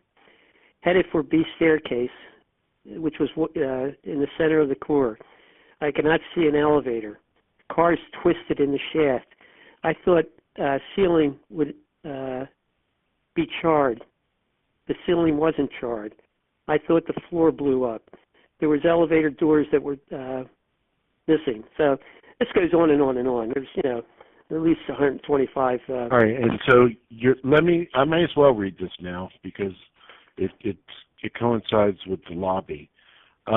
Mike Pecoraro, and I found this at historycommons.org. The entry is called 7 a.m., 9:50 a.m., September 11, 2001. Engineer finds major damage in basement and lobby of North Tower. Mike Pecoraro, an engineer who is part of the crew that services the WTC complex, is at work in the mechanical shop in the second sub-basement of the North Tower WTC when it is hit. When the room he is in starts filling with white smoke and he can smell kerosene, jet fuel, he heads upstairs and, with a coworker towards a small machine shop on the sea level. Yet he says, quote, "There was nothing there but rubble. We're talking about a 50-ton hydraulic press, gone," end quote. He then heads for the parking garage, yet finds that, quote, "There were no walls. There was rubble on the floor and you can't see anything," end quote. He ascends to the B level where he sees a 300-pound steel and concrete fire door which is lying on the floor, wrinkled up, quote, "like a piece of aluminum foil," end quote. Pecoraro recalls seeing similar things at the center when it was bombed in 1993 and is therefore convinced that a bomb has gone off this time. When he makes it into the main lobby, he sees massive damage. Quote, "The whole lobby was soot and black. Elevator doors were missing. The marble was missing off some of the walls, 20-foot sections of marble, 20 by 10-foot sections of marble, gone from the walls.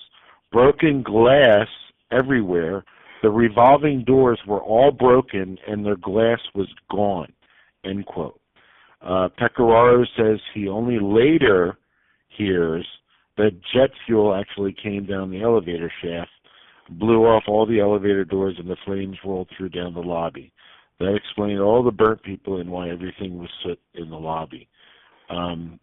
So he found out later that it was jet fuel, and you've told me before that jet fuel may very well have come down the building, but this is somebody who was there and described it as if it was a bomb going off, and described all of these things that sound like a hell of a lot of damage in the lobby where Bobby, you say, was essentially at.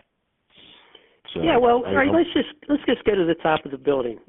Again, I wish I could be talking to the country. That again, I have talked to the world about this.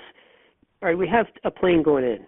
Right, we're just talking about the North Tower. It came on approximately at, I don't know, was it from the 94th to the 98th floor? So it came on like a 25-degree angle. Now this one little blurb of mine, I don't know, it's interesting to me, but please visualize. I don't know how many people have been up in the towers, but they are a big place. They're big places, or they were big places. And I just saw, I don't know where I saw this, but the size of one tower in cubic yards is 2,100,000 and change cubic yards. That's a lot of space. Now, when the plane came in, the fuel, it's jet fuel, okay, which is comparable to kerosene. And, it's like kerosene, it's not as volatile as gas. I mean, you could sit with a spoon and light some kerosene and it wouldn't blow up in your face like a piece of some gas would. I mean, just to throw that out. But the plane goes in, so it's going in on an angle. The left part of the plane is the lower part, and the right part at a 25-degree angle. All the fuel is in the wings. Now, they said when the plane hit, official report says 10,000 gallons of fuel. Okay? Now, obviously, that fireball, I mean, that truly was a fireball. But even that fireball, I mean, they said it was 10 stories high, did not break out all the windows at that point. I mean, that's what's phenomenal. There is not that much power. There can be a power, it depends how it's mixed with air and things of that sort. But the thing is, that was a lot of fireball. That was a big explosion, okay? Now, just for this sake, and I don't know officially, I think the officials said that probably 5,000 gallons of fuel were still available. Now, of course, when when that plane hit, that fuel just, each floor is approximately 205 by 205. I think one is 2.5 and the other is 2.8. I mean, that's the size of the floor. That's a big floor. So it hits, and that fire flies all around. And of course, it ignites a lot of things also.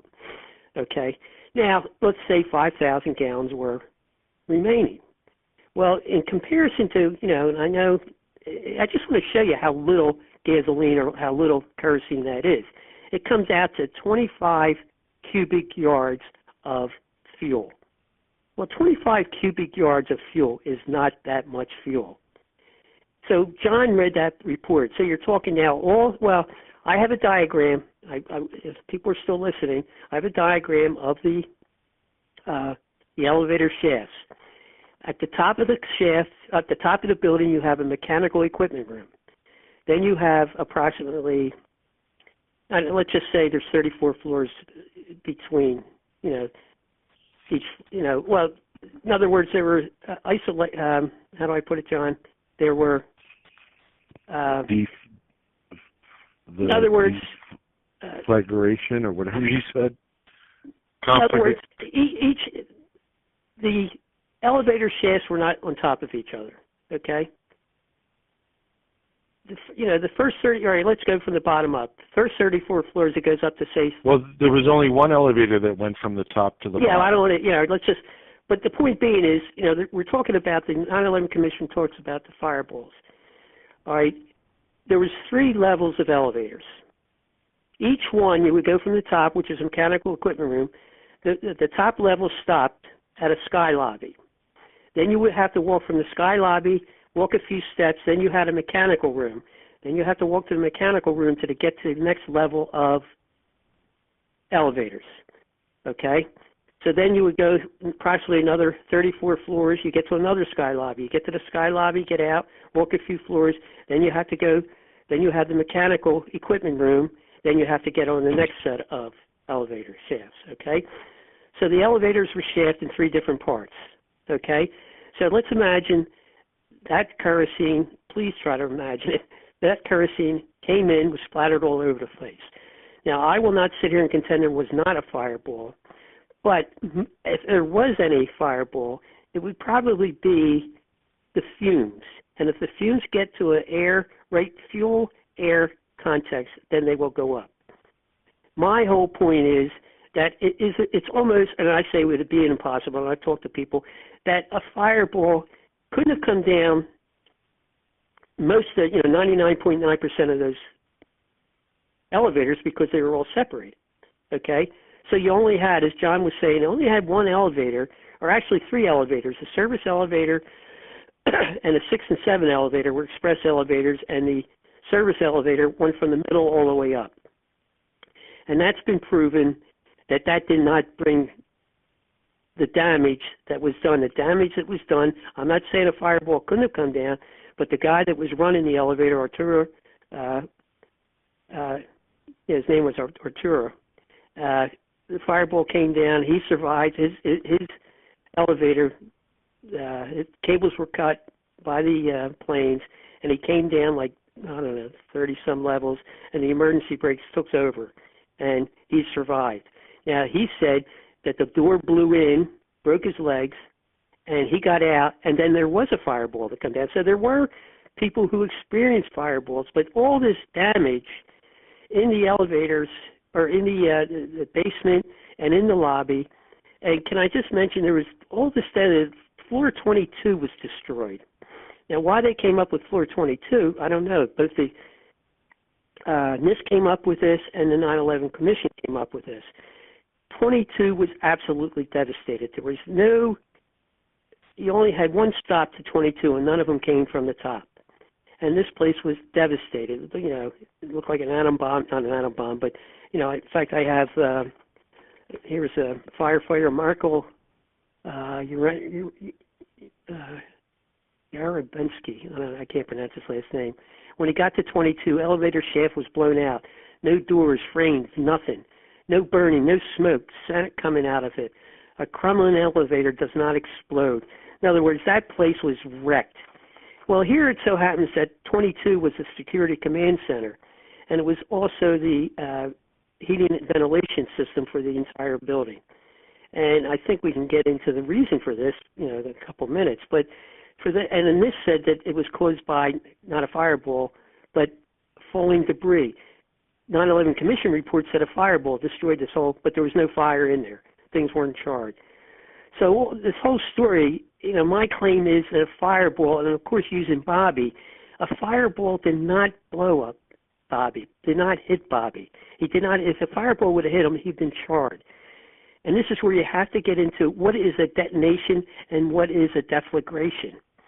The fireball, in this case, would not come earlier. It would not have the capabilities.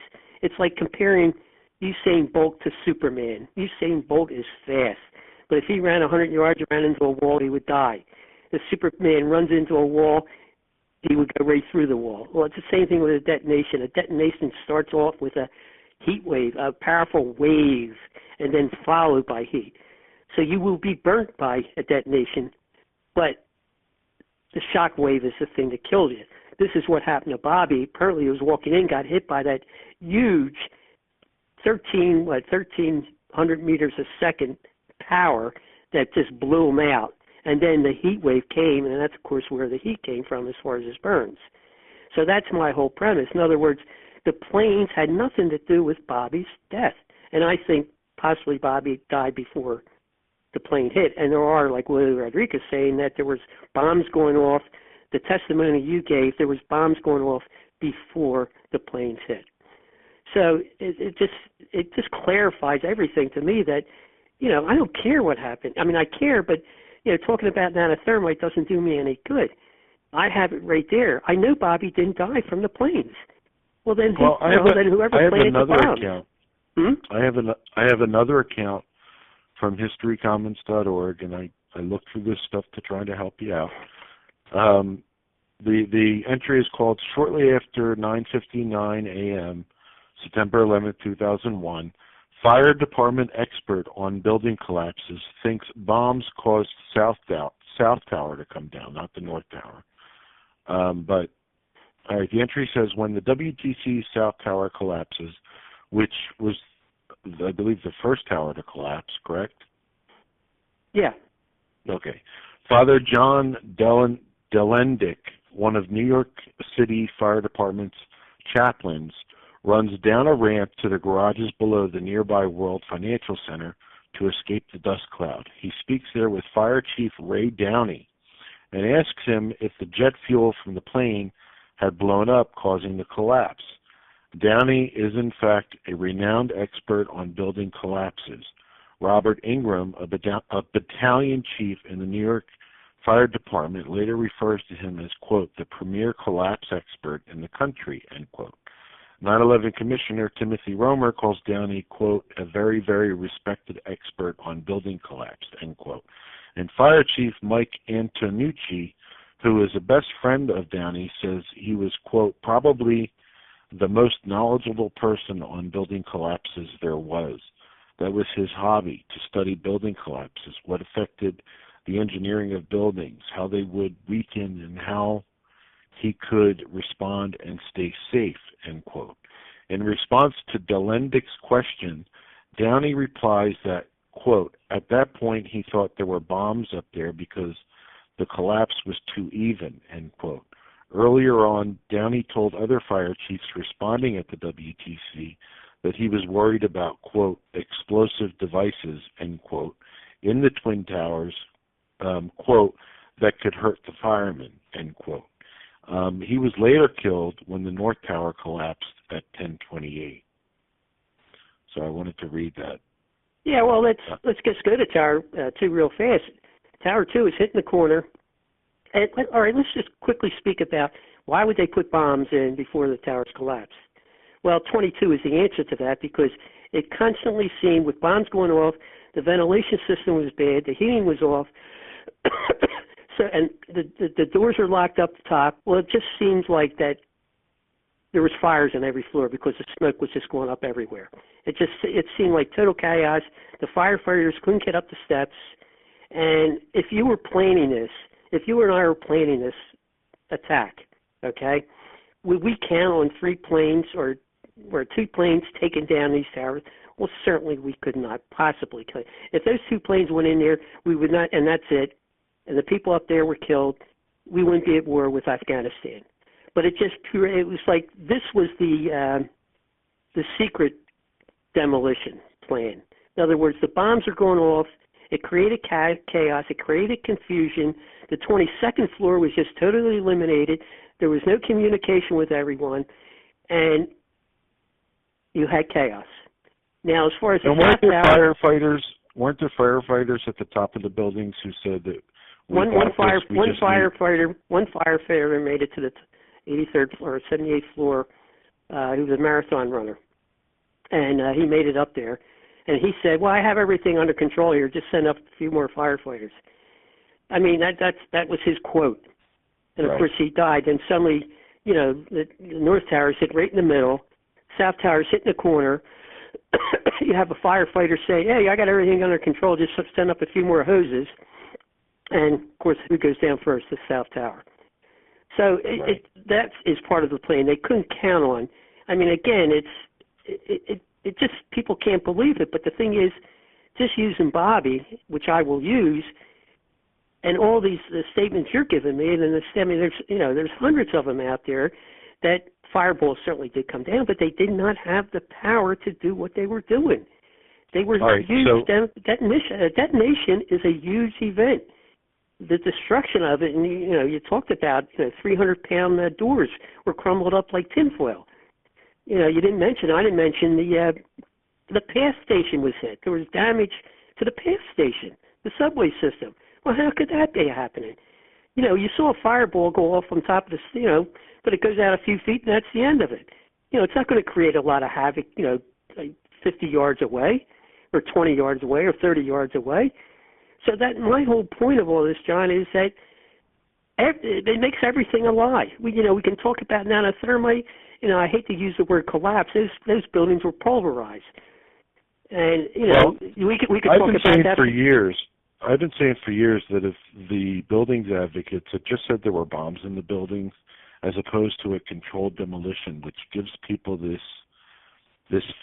vision of a whole team of experts coming in and setting up the charges, and it just sounds crazy to people. If they had just said that there were bombs in the buildings, they probably would have been a lot better off. You're right. It could be. God knows how. And the way this country works. It's like, John, I don't trust anyone. I trust everyone, but I don't. That's why I'd rather just come up with my own thing.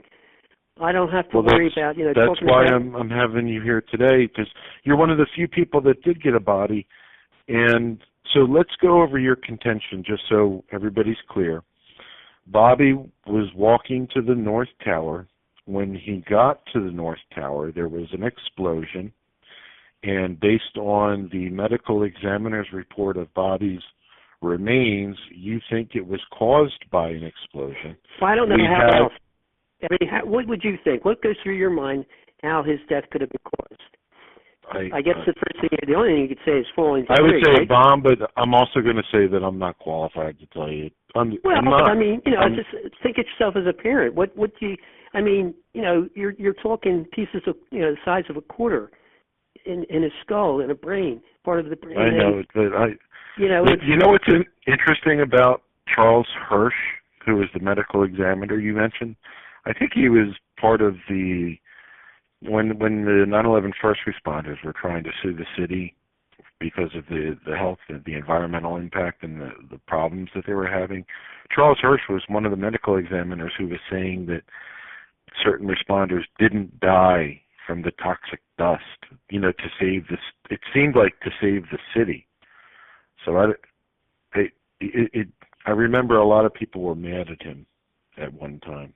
But anyway, so the contention. It could have been, I maybe, if I die quickly or, in the next year, it probably could say toxic dust. I don't know. I think that's the name you mentioned, and that's sprung up in my head about the responders. Yeah, that's it the might name not be I have the right same here, person. Yeah.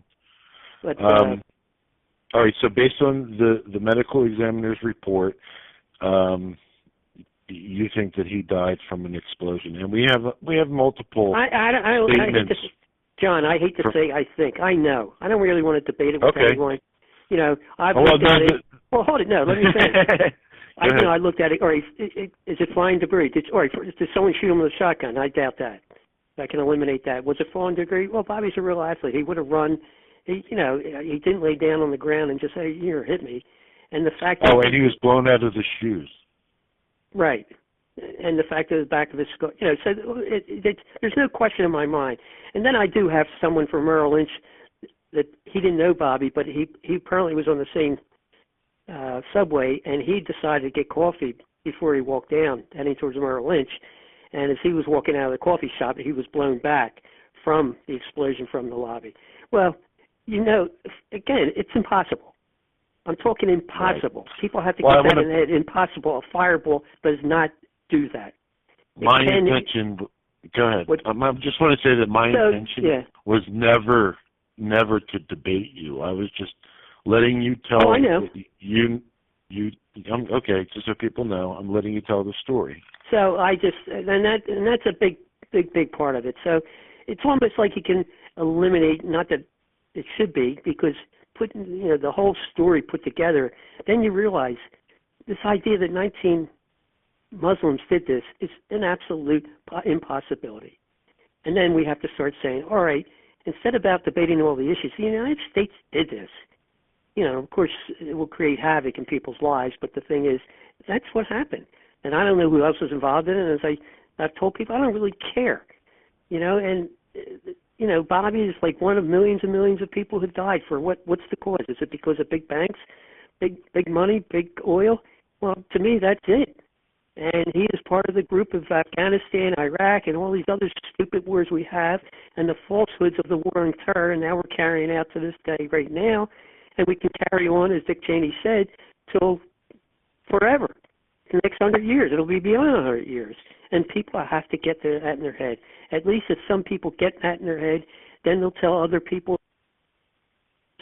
and it just, the word has to spread. But my main point, John, is it is impossible. If someone can prove the possibility these fireballs created all this damage, then fine. But I just don't see it happening. I've spent a lot of time and effort. I've talked to people. Who were there. I just, and that's it for me. I just think, Okay, well, look, we're coming up on 2 hours, so let me get to the next question because it's an important one. Can you please tell us about the experiences that you had with local newspapers covering your story? And I'm talking about the Philadelphia Daily News and the Philadelphia Inquirer. Well, in the beginning, I used to get a lot of local, like my Ambler Gazette, local papers that just wanted a human interest story. But as the years went on, I used to talk. The Star Ledger. I used to talk a lot about the commission hearings and all that. So, but when Obama was supposedly killed in 2011, the news was Osama, not Obama. Cheering. I keep saying Obama. When Osama bin Laden was killed in Libya, right? In Pakistan. I was in Pakistan. And anyway, they called me. The Philadelphia Inquirer called me. They knew I was a 9/11 family member. They had called other 9/11 family members. They wanted to know, what do you think? And I just said to them, I said, look, or in fact it was her. She was a journalist for the Inquirer, and I said, I don't believe the story at all. I think they're lying. But I said, as a journalist, you have to look at what happened back in 2001. There's been so many reports since December of 2001 and after that bin Laden has died. Okay? I'm not making it up. I'm not wishing this. It's there. And I said, that has to be reported. You must question what this country or what they're giving us. That you see Obama there, you see Clinton there, and it looked like a cartoon. They're looking, oh my God, Osama bin Laden's been killed. And I said, that's what has to be done. And I'm not saying anything, outlandish here. It's there. Well, you're saying. And go ahead. I'm sorry. And anyway, she took the story and then called me back, like the next day, and she said, Bob, I really am sorry about this. The editors will not allow me to print what you said. Now, just get that. I'm not saying anything that controversial, but the editors would not allow her to print what I said, that you should go back to that time. There was on many reports that he's been buried, and he died and was buried. And she quit the Post. She quit journalism right after that. Well, let me just say something really fast about that. I can't prove that Osama bin Laden died after in late 2001. But the point is, there have been 8 or 9 different reports of his death over the years, and any one of those could have been true, as opposed to the one that we were told about. Oh, sure. In Pakistan. That's the only thing I asked, John. Look at, do your work as a journalist. I wasn't trying to put any words in her mouth. And there are a multitude of questions. If you go to my Facts Speak for Themselves article, available at 911truthnews.com, you'll see that there are many questions about the assassination of Osama bin Laden. So go ahead. And then just last year, that someone from the Daily News, a young girl that knew Bobby, she called, and it was the same. I don't know. It was just like the one from the Inquirer. They wanted to hear from family members. Oh, I hope the person died, burns in hell for eternity. One of those type of things. It's how happy I am that Osama bin Laden is dead. Well, she's basically asked me the same thing, and I gave her the same story, and I told her my story basically. And she just came out, and this is the exact word she said to me. She said, the Pentagon would never allow us to do that. I mean, and this was a friend of Bobby. This is from the Daily News. And she was a friend of Bobby's. Oh, she knew of him because, she wasn't a friend. She just knew of him because of, I think she went to Upper Dublin, which was Bobby's school. And she said that the Pentagon would not allow. Yeah, I just couldn't believe it. I said, and that's when she said, I better get out of this field. Well, we talk when we go out to breakfast. we talk, and we always come to this revelation that the biggest problem, or one of the biggest problems in this country, is our corporate media. And I try to figure out how the control is done, and is it an atmosphere of fear of losing one's job? Because that's happened before. Robert Scheer wrote an article for the LA Times called What We Don't Know About 9/11 Hurts Us, and he was fired. He also wrote against the Iraq War and was fired. Anyway, is it an atmosphere of dissenting? Well, John, go ahead. Let me just, is it because 6 major companies own the majority of the mainstream media and the owners have that much control? Is it the advertisers that they don't want to piss off? And is it the government using a form of control? And I think it's all of the above. Well, I think it's the government, period. It's just, right. And of course the people that own it, and that transfers down to the editors. And it's happened to me with the New York Times. I was supposed to do an interview. Star Ledger was going to come up in New York Times. They wanted to do an interview with me, with a bunch of children from, it was the London Times, I'm sorry. They were going to send people over from London and talk to me. And I told them what I was going to talk about. Look, end of story. No way in the world they were going to do that. So people understand, the corporate media. People that own it, and the government won't allow it. But in the case of the Inquirer and the Daily News, they will be fired. First of all, they won't be able to get it out.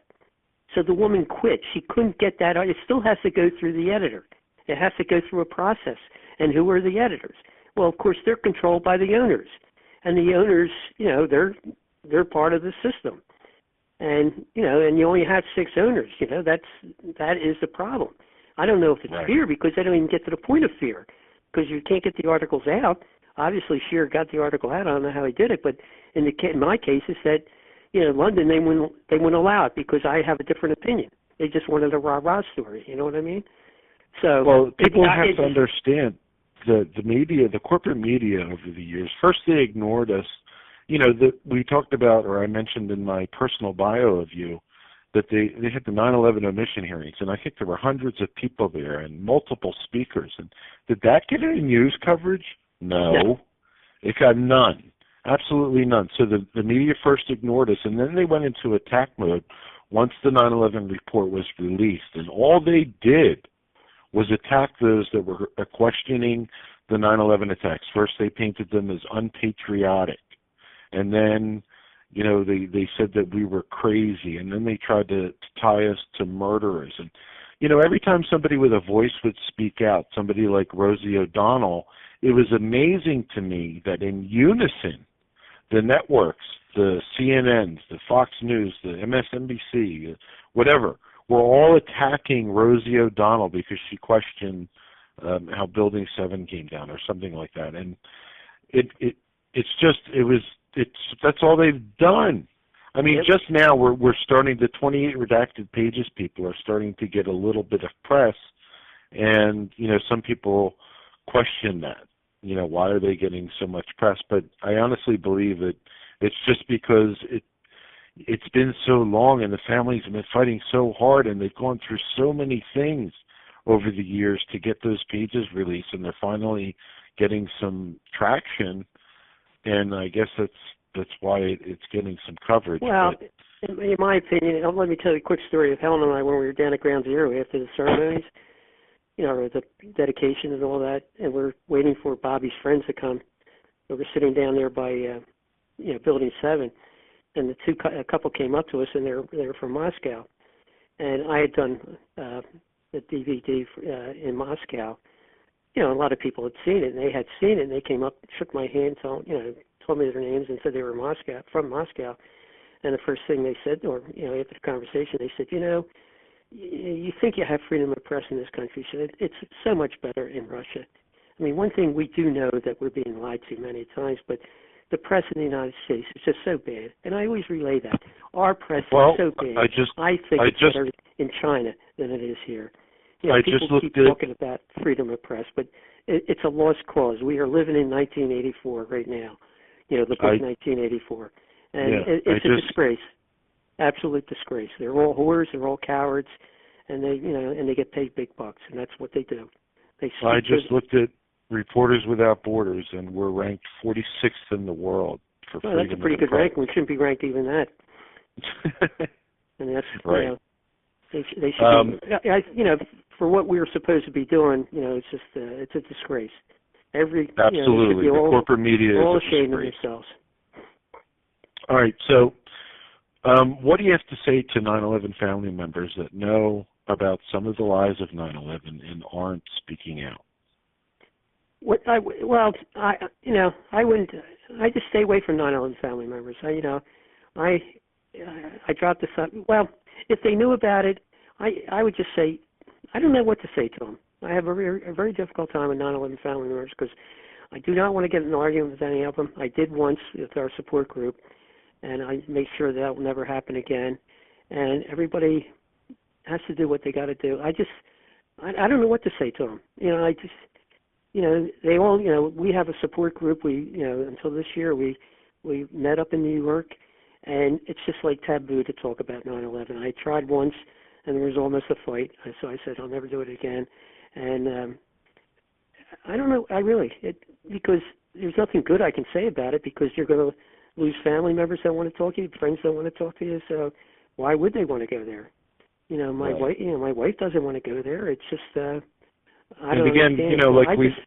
I just when I'm around family members, I just go with the flow. I don't get involved in it. If they ask me what I think, then I say, well, right now it's very difficult because you just have to wait till 9/11 and then speak what you want to say. People came out this year, right? that were first timers. I didn't make it in 9/11. I didn't get up there, but you had 9/11 family members. So it's probably just very difficult because it's overwhelming. So you have the press going against you and people going against you. So I don't know what to say to them, John. I really don't. Even if they decide, I mean, I would love to sit down and talk to them, you know, but it doesn't seem any 9/11 families want to go where I'm going. And I know, I know some of the 9/11 family members have gone there. Donna O'Connor, she wanted to. I mean, she was very outspoken, and you know, I remember this, and I'll tell any 9/11 family, she got so sick of hating because of that anger that she joined Peaceful Tomorrows because it's such a make me feel good type of thing. And yet you're being active. You're trying to change lives. You're trying to change the world, and that feels good. When you do 9/11 stuff, it just creates anger. It's creating people hate you. You're being disgraced by the press. You know, it's tough to do. And she dropped out of it for that reason. So that's one of the reasons people won't do it. I mean, you're called. Well, as you said, you learned in the beginning when you spoke to the shrink that family members deal with this differently. Different family members deal with this of course, differently. So, yeah, it's just it's tough. I don't know what to say to them. If they want to talk, and if they want to talk about it, then I'll talk for the next 20 hours if they want to talk about 9/11. But if they don't want to talk about it, I'm not going to talk about it to them. You know what I mean? Yeah. So if a 9/11 family member is looking into this, I'm always available because it makes me feel it's like taking drugs for me. It invigorates me. You know, it's like when you play a sport, it's juice. It gets you going. You know, I do get upset. I do get emotional, but then it's over. Then you go back to what I do normally. You know, get up and eat breakfast and take my dog for a walk. You know, right. I know. But you know. Well, the next question is a good one. Is there anything you would like to say to the people of the world that have been affected by the murder of your son and 2,975 people, and how it has been used by this government? Is there anything you'd like to say to the people that have been affected by how 9/11 has been used by this government? Well, I did 2 years ago. I did a documentary with International Travel Channel. Now they had called me and they said, you know, this is Travel Channel, you know, but they really wanted to hear what I had to say about 9/11. And they said, we're not, you know, it's not like the whole show's going to be you. You're going to get 5 to 7 minutes, but we really want to hear what you have to say. So we met down at Ground Zero. It wasn't at the anniversary, and we talked right at Building 7. And, you know, I did my thing that, you know, of course it's only, you know, short. Well, you know, we're there a good hour, but they were only going to use. But the final question they asked me, they said, you know, who do you blame? Who do you want to blame? Or who are you blaming? Now, I had mentioned that the government did it, but who in the government should we blame for 9/11?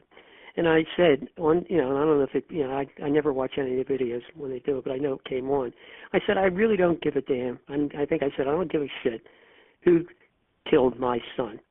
What I want to get, now this show went to, 70 million, or 70 countries and 120 million people. So I did get a chance to speak to the world. And I said the main emphasis of this, and I did talk about Bobby, what we talked about today. I said Muslims had nothing to do with my son. I want the whole world, or with the killing of my son. I want the whole world to know about this. The war on terror is a lie. And if anybody tells you different, they're liars. And they're cowards. And that's what I said. And that's exactly what I want to say now. The war on terror is a lie. And all these people are dying. They're dying the way my son died because of a lie. All these innocent people in the world. And that's what I've been trying to tell people for They keep perpetuating the war on terror. And they can do this, as Shaney said, they can do it for the next 200 years. All you have to have is another false flag, and boom, we're in trouble again. So that's the message I would send.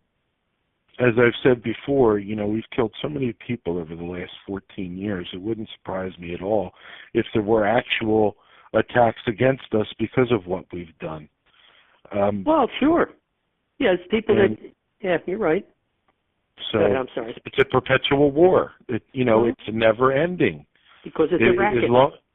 It's a racket. We create quote unquote terrorists by what we're doing.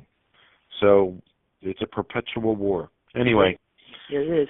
The next to last question, and you keep telling me that you're going to write a book, and from my own personal experience, I know that in order to write a book, I had to force myself to sit at my computer and write, and it was hard, but I knew that if I procrastinated, it would never get done. So when are you going to write yours, and why do you want to write yours? I would love, and I love to say, I think I'm too stupid to write a book. I get so depressed, and I definitely have concentration problems, and I've been sick for the last couple of months. So when I get my energy back, and like right before I get sick, I was writing down a lot of stuff, but I might just keep it to Bobby, and write that piece up instead of. It's such a big topic, talking about NORAD, talking about the 9/11 Commission report. But then I look at the American public. No one gives a shit. Who's going to read it? You'll read it. Friends of mine, some good friends, in the 9/11 community read it. But is it really going to change anything? And I'm not going to. I don't know. I'm up and down on it. I think more than anything, I just keep writing, not necessarily in book form instead of publishing it. I just want a legacy for my grandchildren. That's the only thing I want. And I have had a legacy. They can see all the documentaries I've been in. And that's the most important thing, that my grandchildren will know what I did. And that's very important to me. The other people, I could care less. If I talk to my friends, they get buggy-eyed. If they don't want to talk about it, that's why I don't have good friends anymore. They're afraid I'll talk about 9/11. Well, why should I put all that time and effort in to write a book for them? Do you want to say what your wife made for you recently? Yeah, she made a collage and framed it in all the places I've appeared. And that really meant a lot to me because, I worry about how much she thinks of this, and it seems like she's on board with everything, and but she just wants me to be well because I've been so sick lately. So right, that was great. Everybody wants you to be well. Yeah, but so the book thing, I don't know. It was very nice of her. It's not going to be any great loss to not write one. So it was very nice of her to do that for you. Oh, it's great. It meant a lot to me. And that's a legacy I can leave. Yep. Is there anything else that you'd like to say? No. I don't know if anybody wants to hear anymore. I don't know if anybody's still on. So, but I'm sure a lot of people are going to listen to this. You got to speak your piece. You got, it's a shame we can't get on TV. It's a shame we can't get in the classrooms anymore. God, I'd love to teach a 6-month course at Harvard, Right. Or teach a 6-month course at Princeton. I know there are people at Princeton that would talk about 9/11, I mean, it's almost like you need 6 months to lay down all this because it's just too much information. That's why I'm sort of like talking about Bobby because it just centers on one person, and I feel I'm proving that Muslims didn't kill Bobby. Planes had nothing to do with Bobby's death. He didn't die because of the towers coming down. And I think it's very easy to prove a fireball compared to a detonation. And then all that information about the basement and building, or floor 22. So, it makes it a lot easier for me. And I can put more passion into it. I want to say thank you very much for taking the time today to tell your story. And, I love you, Bob, and I appreciate you. Yeah. I appreciate everything you try to do for me and have done for me. And I just thank you very much for everything you've done over the years. And it's just a privilege to have you on. Hey, thanks for letting me vent. I need to vent. And everyone no problem, that's what it's all about. We both can vent to each other. All right, so I'll see you next Wednesday for breakfast. All right, man. All right, Thanks, have John. a good day. All right, you do the same. The following is the first time that I heard Bob McIlvaine speak. It took place at the 9/11 omission hearings held in New York City on September 9th, 2004. My name's Bob McIlvaine. I'm from Orland, Pennsylvania. I lost my son. When I did this to the press, I wasn't able to get through it, but maybe the second time around. I lost my son at Merrill Lynch. Can't do it.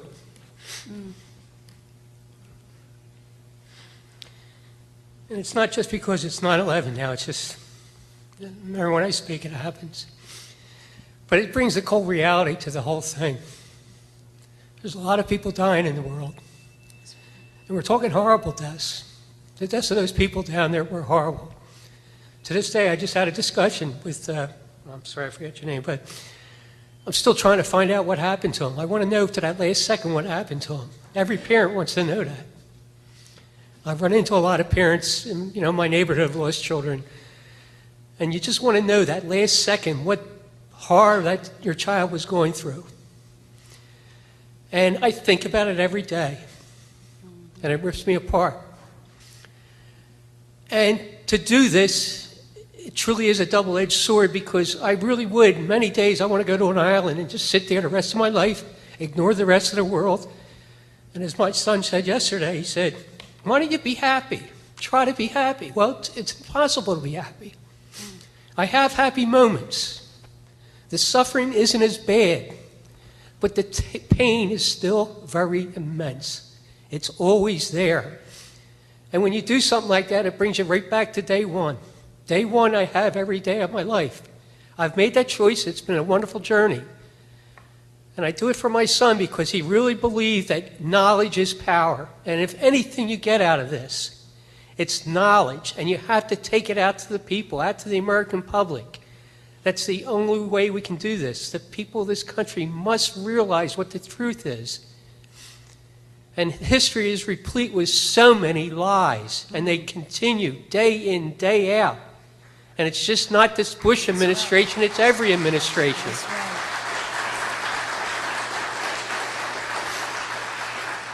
And trust me, I'm not an authority up here. All these other people are great authorities. This is a learning process for me. I've made every commission meeting. I've been involved with the widows. I mean, they've done tremendous work. What they've done, the fact that this is out in the public, it would have been an impossibility. Just don't forget, George Bush never wanted this commission. We would have had Kissinger as the head of the commission if it wasn't for the widows. They went to him and said to him, didn't you have some dealings with the bin Ladens in your past? And with that, he quit the commission. Yet we would have had him. So it's just so important that you take a lot out of this and take it out there onto the streets.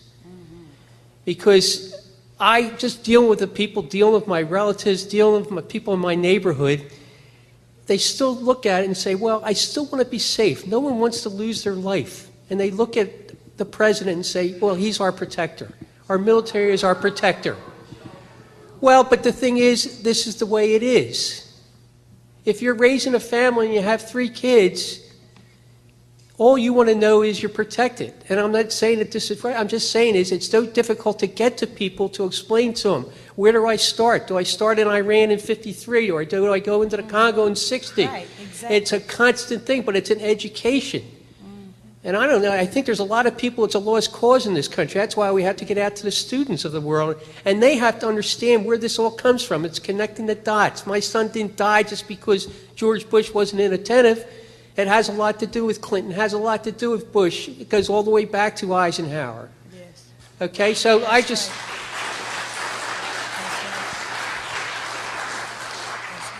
And this is the legacy of my son.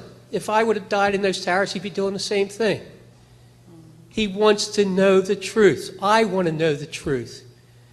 And I have found myself in a position, I get invited to this just because I'm a parent. It brings a lot of power to it. And I've had the opportunity to speak around the world. Although I won't fly, I do a lot of TV and radio, but I haven't flown yet. But it's been a great experience for me because I'm an educator. I was a teacher most of my life. And to me, it's all education. And that's what it has to be. We just constantly have to educate. And then maybe people will start participating. And that, to me, is the solution. Okay, thank you very much. This show is dedicated to Robert Mcilvaine Jr.